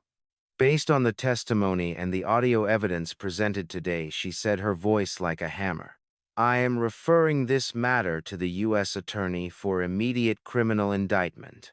I am also ordering an immediate freeze on all assets mentioned in the new recordings. Sterling looked up as the judge mentioned the U.S. attorney. And for the first time in his life, the arrogant mask was gone, replaced by the sheer hollow terror of a man who realized the ground had finally disappeared. The 2-day wait for the jury was a different kind of silence than the funeral. It was the silence of a house where the fire had finally been put out, but only the ash remained. I spent those 48 hours in my study, staring at the empty space where the boxes had once been, feeling the phantom weight of my wife's resolve pressing against my chest. When the call finally came, I drove to the courthouse with a hollow stomach. The silence of a jury returning is unlike any other. It's a pressurized vacuum that sucks the air out of the room, leaving you to drown in the rhythmic ticking of the wall clock until the foreperson clears their throat. I took my usual seat in courtroom 4B. The tactile sensation of the smooth worn wood of the courtroom pew beneath my palms, providing a thin tether to reality. Sterling was already there, his face ashen and gray, his shoulders slumped, as if the very air in the room had become lead. As the jury filed in, I noticed a subtle professional betrayal. The moment the foreperson stood, Sterling's high-priced defense attorney leaned away, handed him a final invoice, and resigned on the spot right there in front of the judge.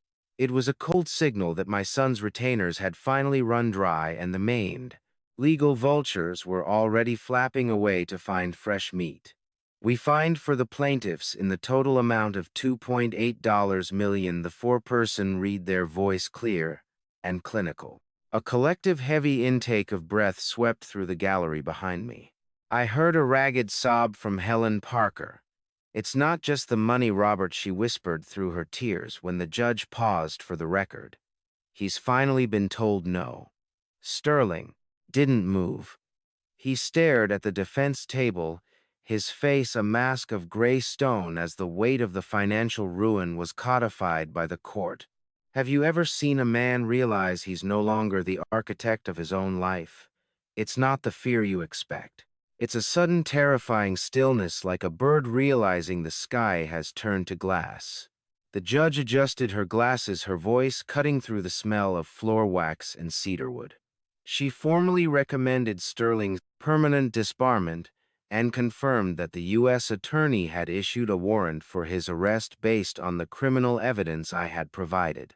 "Mr. Garrison, you should expect a criminal sentence of 5 to 7 years. Take him into custody." The bailiffs moved in with a practiced predatory speed. Click, click. The sound of those handcuffs will haunt the rest of my days. Sterling's wrists were snapped into the steel, the mechanical sound marking final period at the end of our He gave me one final broken look as he was led toward the back door, and I realized he wasn't looking for a pardon. He was looking for a person who no longer existed in his life. Just as the bailiffs lead him out, I noticed a man in a dark suit in the back of the room who wasn't press or law enforcement.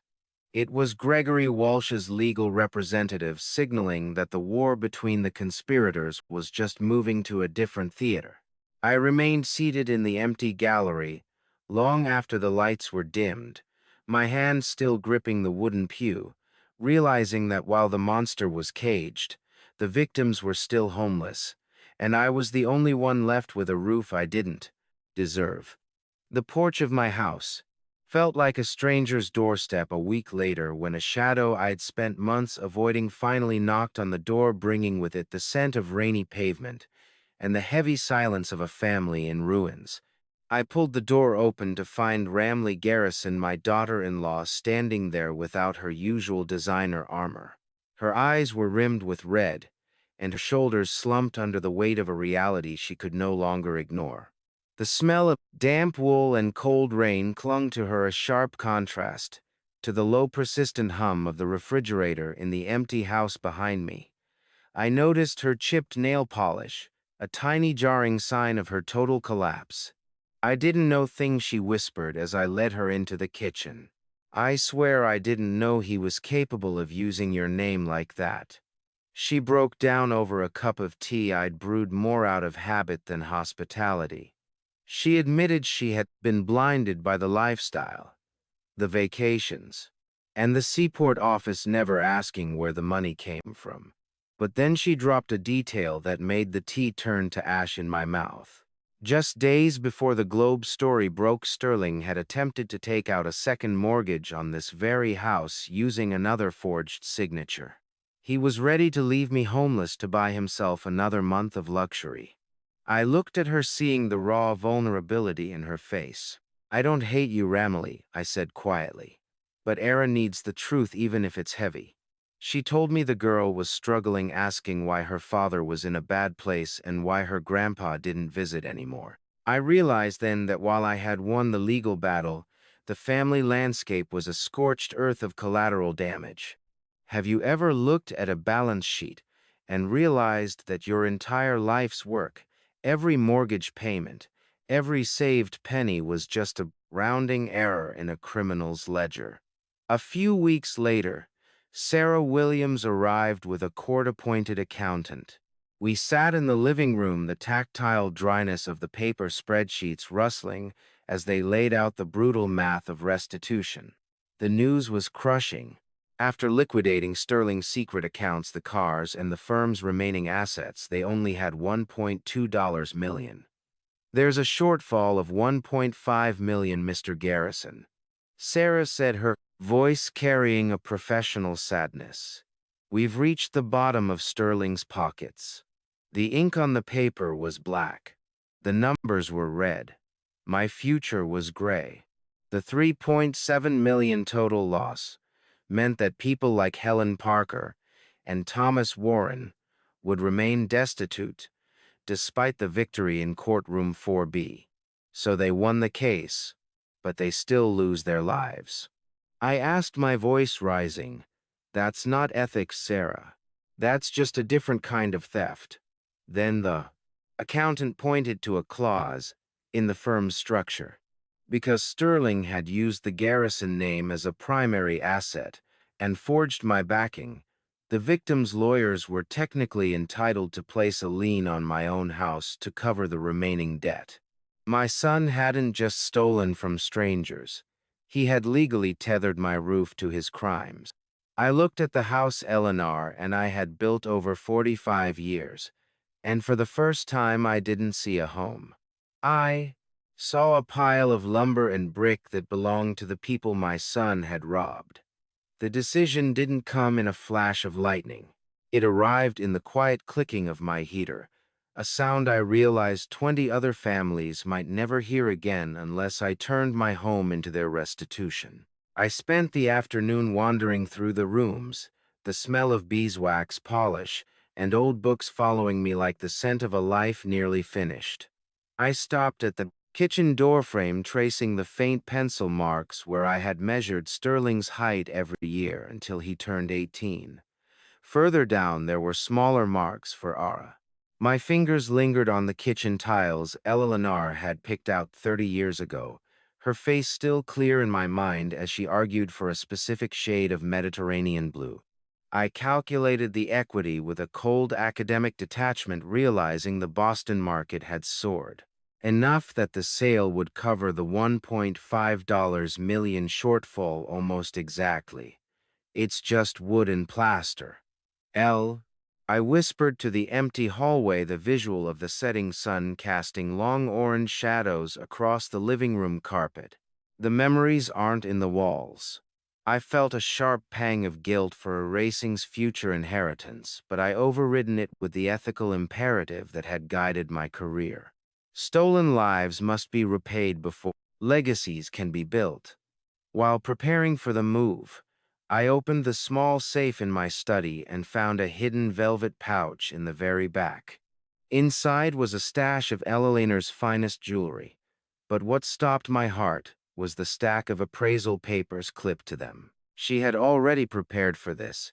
My wife had planned to sell her own history to fund the fight against Sterling if her investigation ever came to light while she was still alive. She had been ready to strip herself bare for the truth. What is a home once the family that filled it is gone? Is it a sanctuary or just a very expensive museum of everything you've lost? I invited Sarah Williams over that evening to finalize the logistics. We sat at the cold granite kitchen island, the sound of the furnace kicking on in the basement puncturing the heavy silence.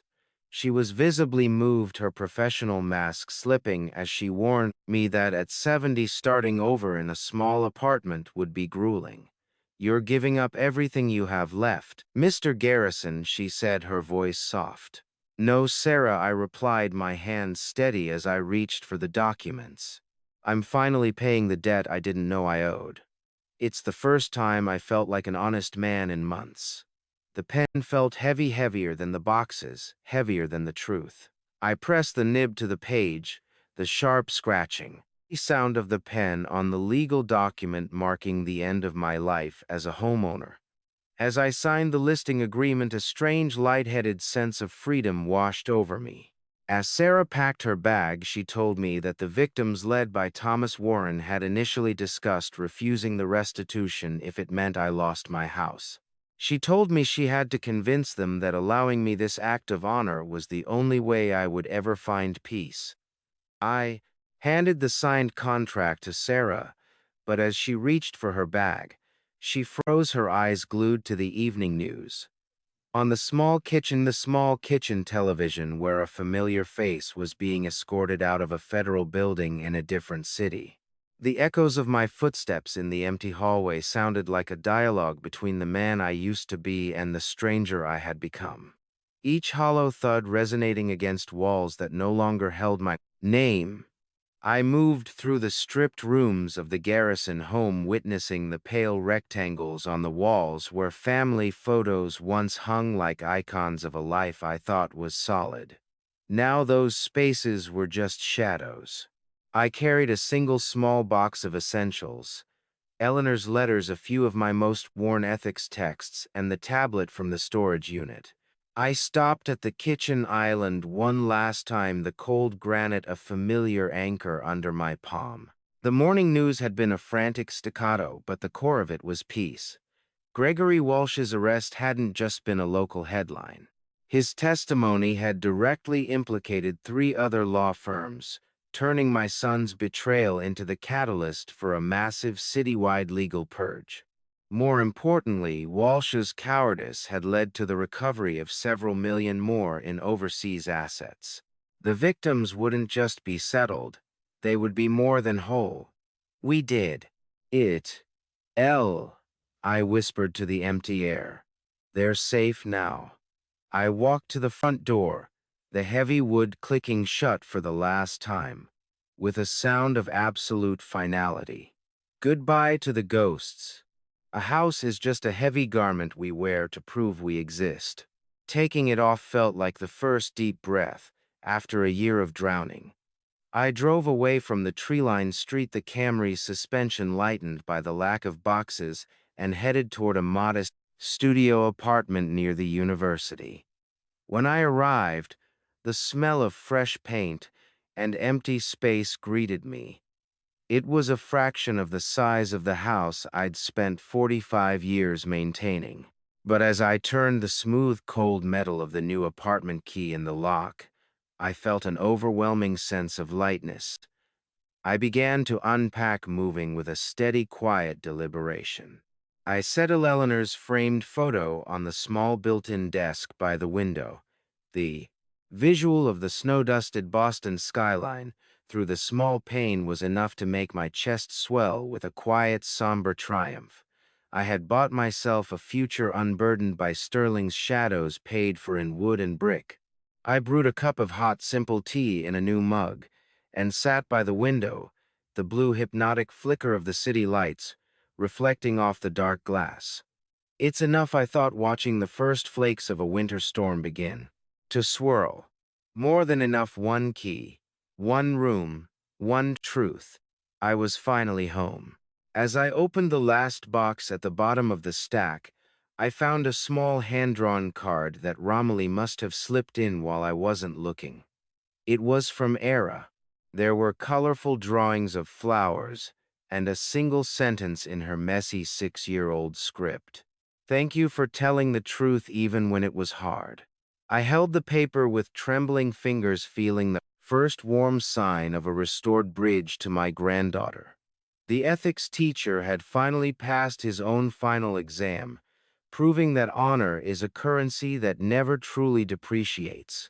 The silence of my new world was deep and restful, but it was suddenly broken by the familiar chime of a new email from Sarah Williams. The cursor blinked on the screen, a tiny white pulse in the dim light of the studio, waiting for me to engage with the world one last time. The knock was hesitant. 3 soft raps that barely carried over the whistle of the January wind, against the studio's thin glass, sounding more like a question than a demand. I stood in the center of my new cramped world, the smell of cheap apartment hallway cleaner clinging to the air.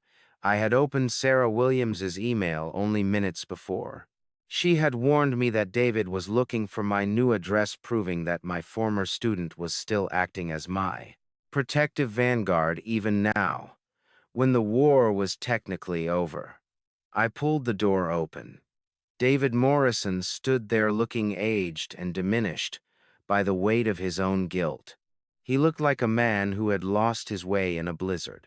We sat in the kitchen area of the studio, our knees nearly touching in the small space.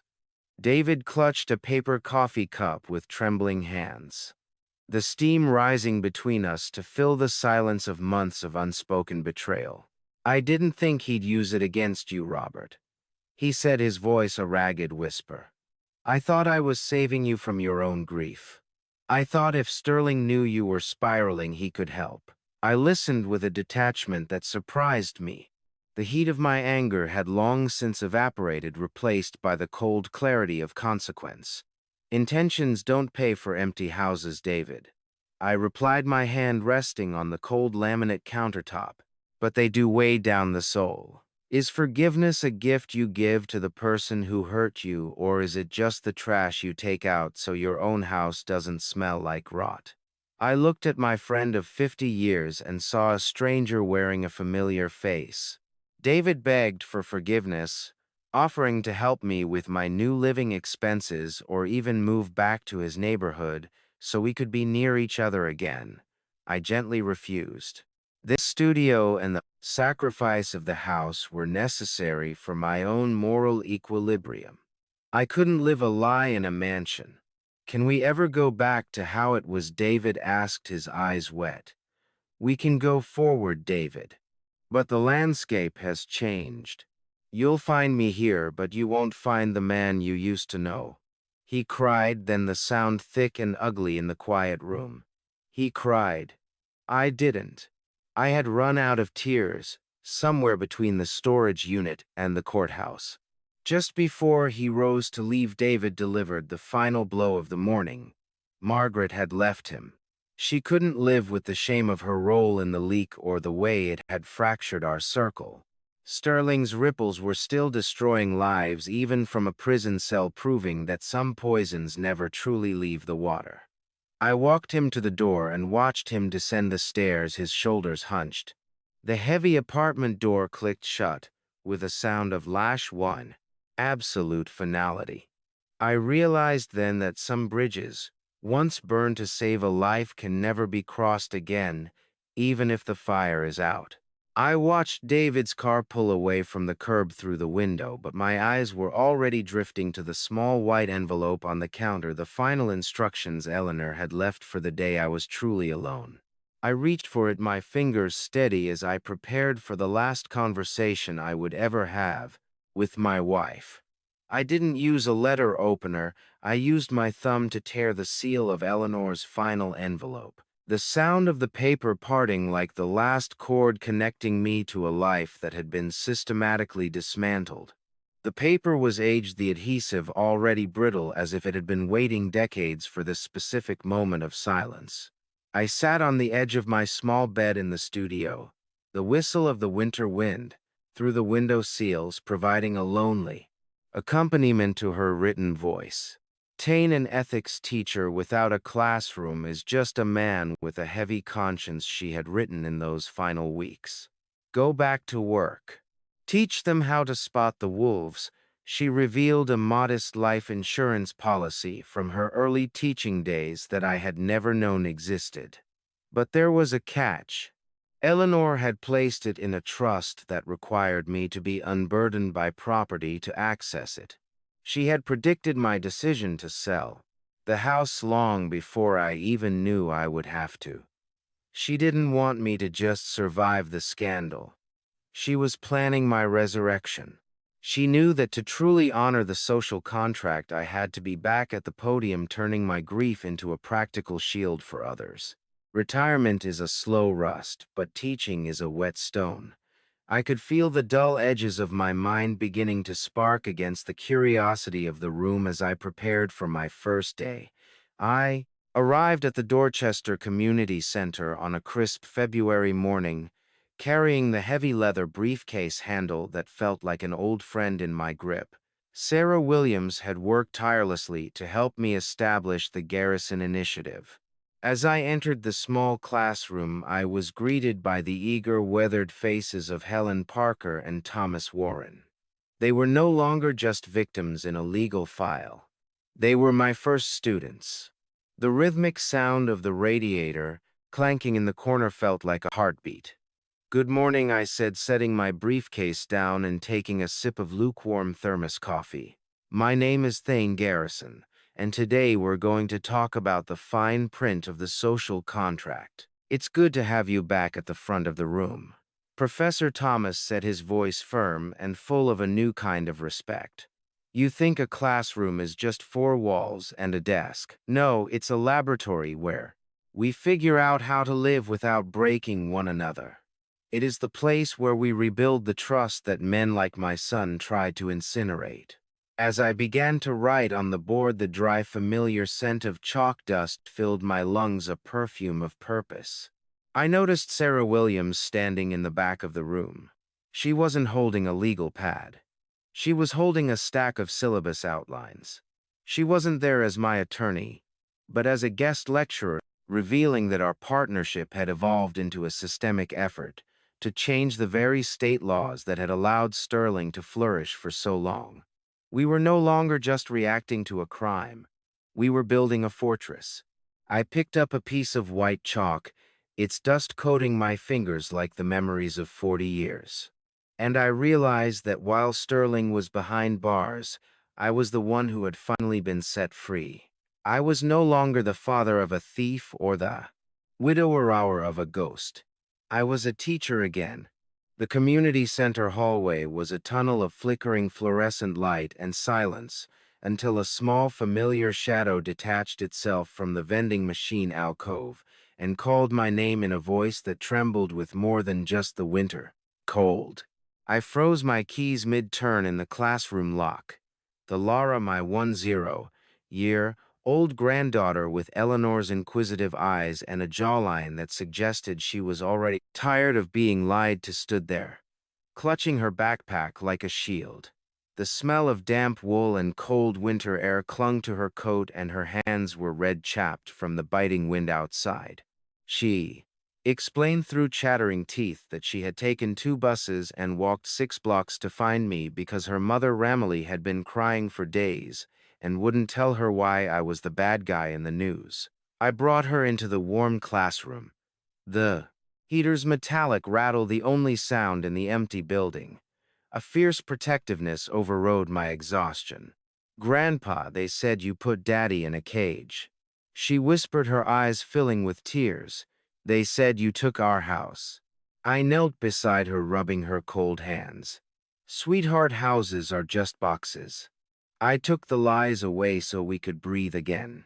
She looked at me for a long moment, then revealed that Sterling had been visiting her secretly before his arrest, telling her I was confused and that she shouldn't trust my stories. He had been trying to poison the next generation before the law could catch him. She was so small, so fragile, and yet she had carried the heaviest secret in the city in a sparkly pink backpack. Ara reached into her bag and pulled out a crinkled violet-colored envelope.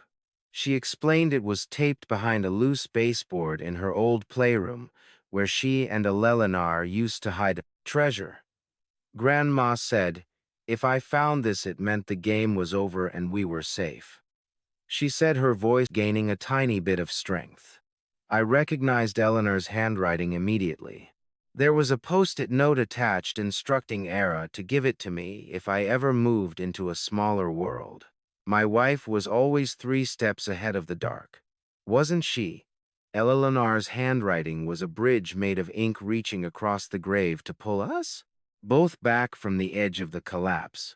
Inside the violet envelope was a letter addressed to Ara, but taped to the bottom of the page was a cold silver key.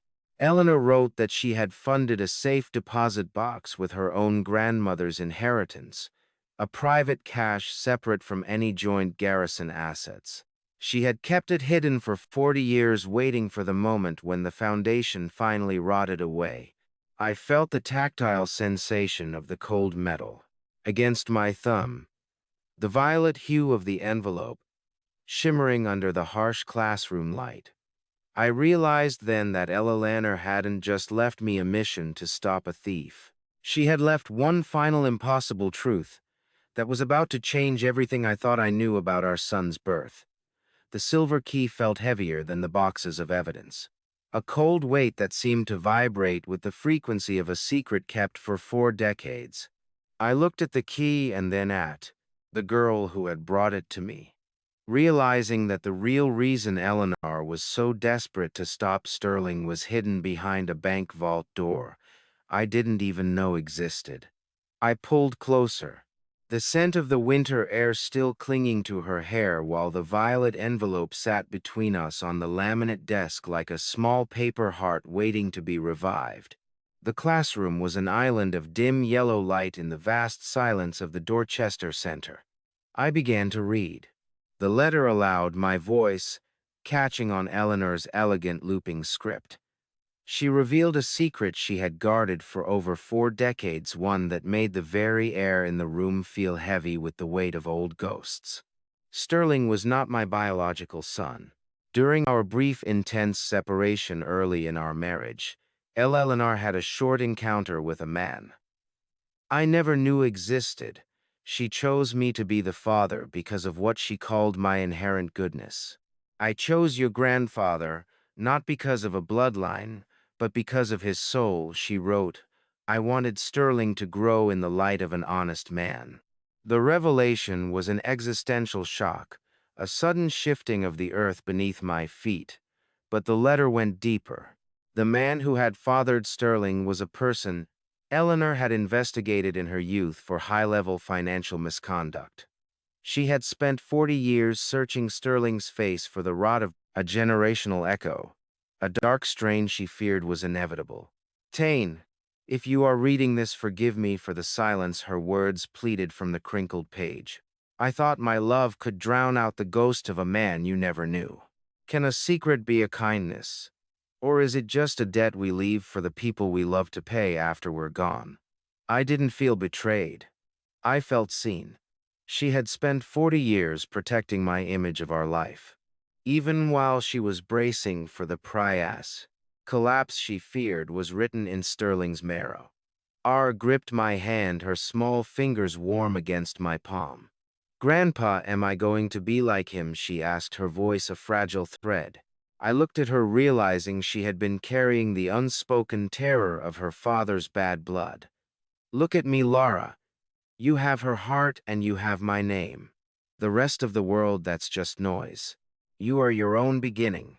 I used the final pages of the letter addressed directly to her to explain that biology is just a map, not a destination. Eleanor had ensured this by leaving the silver key in our possession. The safe deposit box it opened was explicitly for Era's education, a clean legacy untethered from Sterling's stolen millions. As the winter wind rattled the high classroom windows, I felt the cold metallic bite of the silver key in my palm. The letter revealed one last detail. The box didn't just contain money. Eleanor had recorded a video testimonial for Era before the cancer took her voice, a primary source of truth meant to guide her. When the world got loud, I folded the violet paper, the fading scent of her stationery, a ghost in the room. I didn't feel like the victim of a lie. I felt like the recipient of a final desperate protection. We sat together in the dimming light, a grandfather and granddaughter finally untethered from the shame that had threatened to consume us. I tucked the key into my pocket, knowing the journey wasn't over until we saw what Eleanor had captured on that final hidden tape. A year is enough time for the grass to reclaim a disturbed patch of earth, but it's barely a heartbeat when you're waiting for the echoes of a family's collapse to finally fade into the Boston wind. I stood before Eleanor's headstone at Mount Auburn Cemetery, my palm resting on the calm, smooth, cool marble. The smell of dry leaves and cold stone filled the air, a seasonal reminder of things passing and things enduring. The wind whistled through the ancient elms, carrying the crisp, clean taste of October. I was there to deliver my final report. "The folders are closed," Ellie whispered. "The debt is paid in full." I told her about the others. Helen Parker had finally settled into a bright, safe apartment near the park, and Thomas Warren had just called me to say his oldest granddaughter had started her freshman year at the university. I informed her that the mission she set in motion within that dusty storage unit was complete. The Garrison name no longer stood for a predator's greed. It had become a shield for the vulnerable. I reflected on Sterling's current life in that minimum security facility. I felt no fire of vengeance, only the quiet sorrow of an ethics teacher, observing a failed experiment. You spend your life teaching that the truth sets you free. You just never realize how much of yourself you have to burn to make the fire bright enough to see by. I had heard through Sarah that Sterling had started a small ethics study group behind bars using my old discarded textbooks. I wondered if it was the first microscopic seed of genuine remorse or merely a final desperate attempt at the only skill he truly mastered: mimicry. Either way, the boy I raised was gone, replaced by a man who had to figure out his own soul. I thought back to the video testimonial Ilara and I had watched together after leaving the bank. The image of a vibrant, healthy Eleanor speaking from the screen was a gift I hadn't expected. She spoke to our granddaughter about the Garrison inheritance, explaining that it wasn't about the money Sterling had chased, but the courage to tell the truth when it costs everything. I finally understood why she had chosen me. By making me Sterling's father, she wasn't just hiding a secret. She was trying to give her son a soul he didn't naturally possess by surrounding him with the light of an honest man. I accept that I did my best with the years I was given, and that is the true, untainted continuation of our story. Character isn't what we inherit, Eleanor had said on the tape. It's what we choose to keep when the world tries to take it away. I left the flowers. I kept the memories. I took the peace. As I turned to leave, the orange and gold Boston skyline began to glow at sunset. A city of millions that seemed a little safer now. My phone buzzed in my pocket. It was Sarah Williams. The Garrison Initiative had just been officially adopted as a state F-funded program, ensuring Eleanor's truth was now codified into permanent law. I walked toward the cemetery gates, the autumn sun warm on my back, and for the first time in my 70 years, I didn't feel like a teacher with a lesson. I felt like a man who had finally learned one. As you reach the end of this journey with me, there is one lesson I hope stays with you. This family story taught me that silence can be as dangerous as betrayal. For years, I believed protecting my son meant ignoring the cracks forming inside our home. That mistake nearly destroyed many lives. What some people call dad revenge was never about anger for me. This dad revenge was about responsibility, about standing up when the people you love begin to harm others. Looking back on this family story, I see my own failures more clearly than anyone else's. I spent 40 years teaching ethics, yet I still hesitated when it mattered most. If there is advice I can give you from this family story, it is simple. Never protect wrongdoing just because it shares your last name. Do not repeat my mistake. Ask hard questions. Watch actions more carefully than promises. And remember that even painful choices can lead to healing when guided by conscience and faith.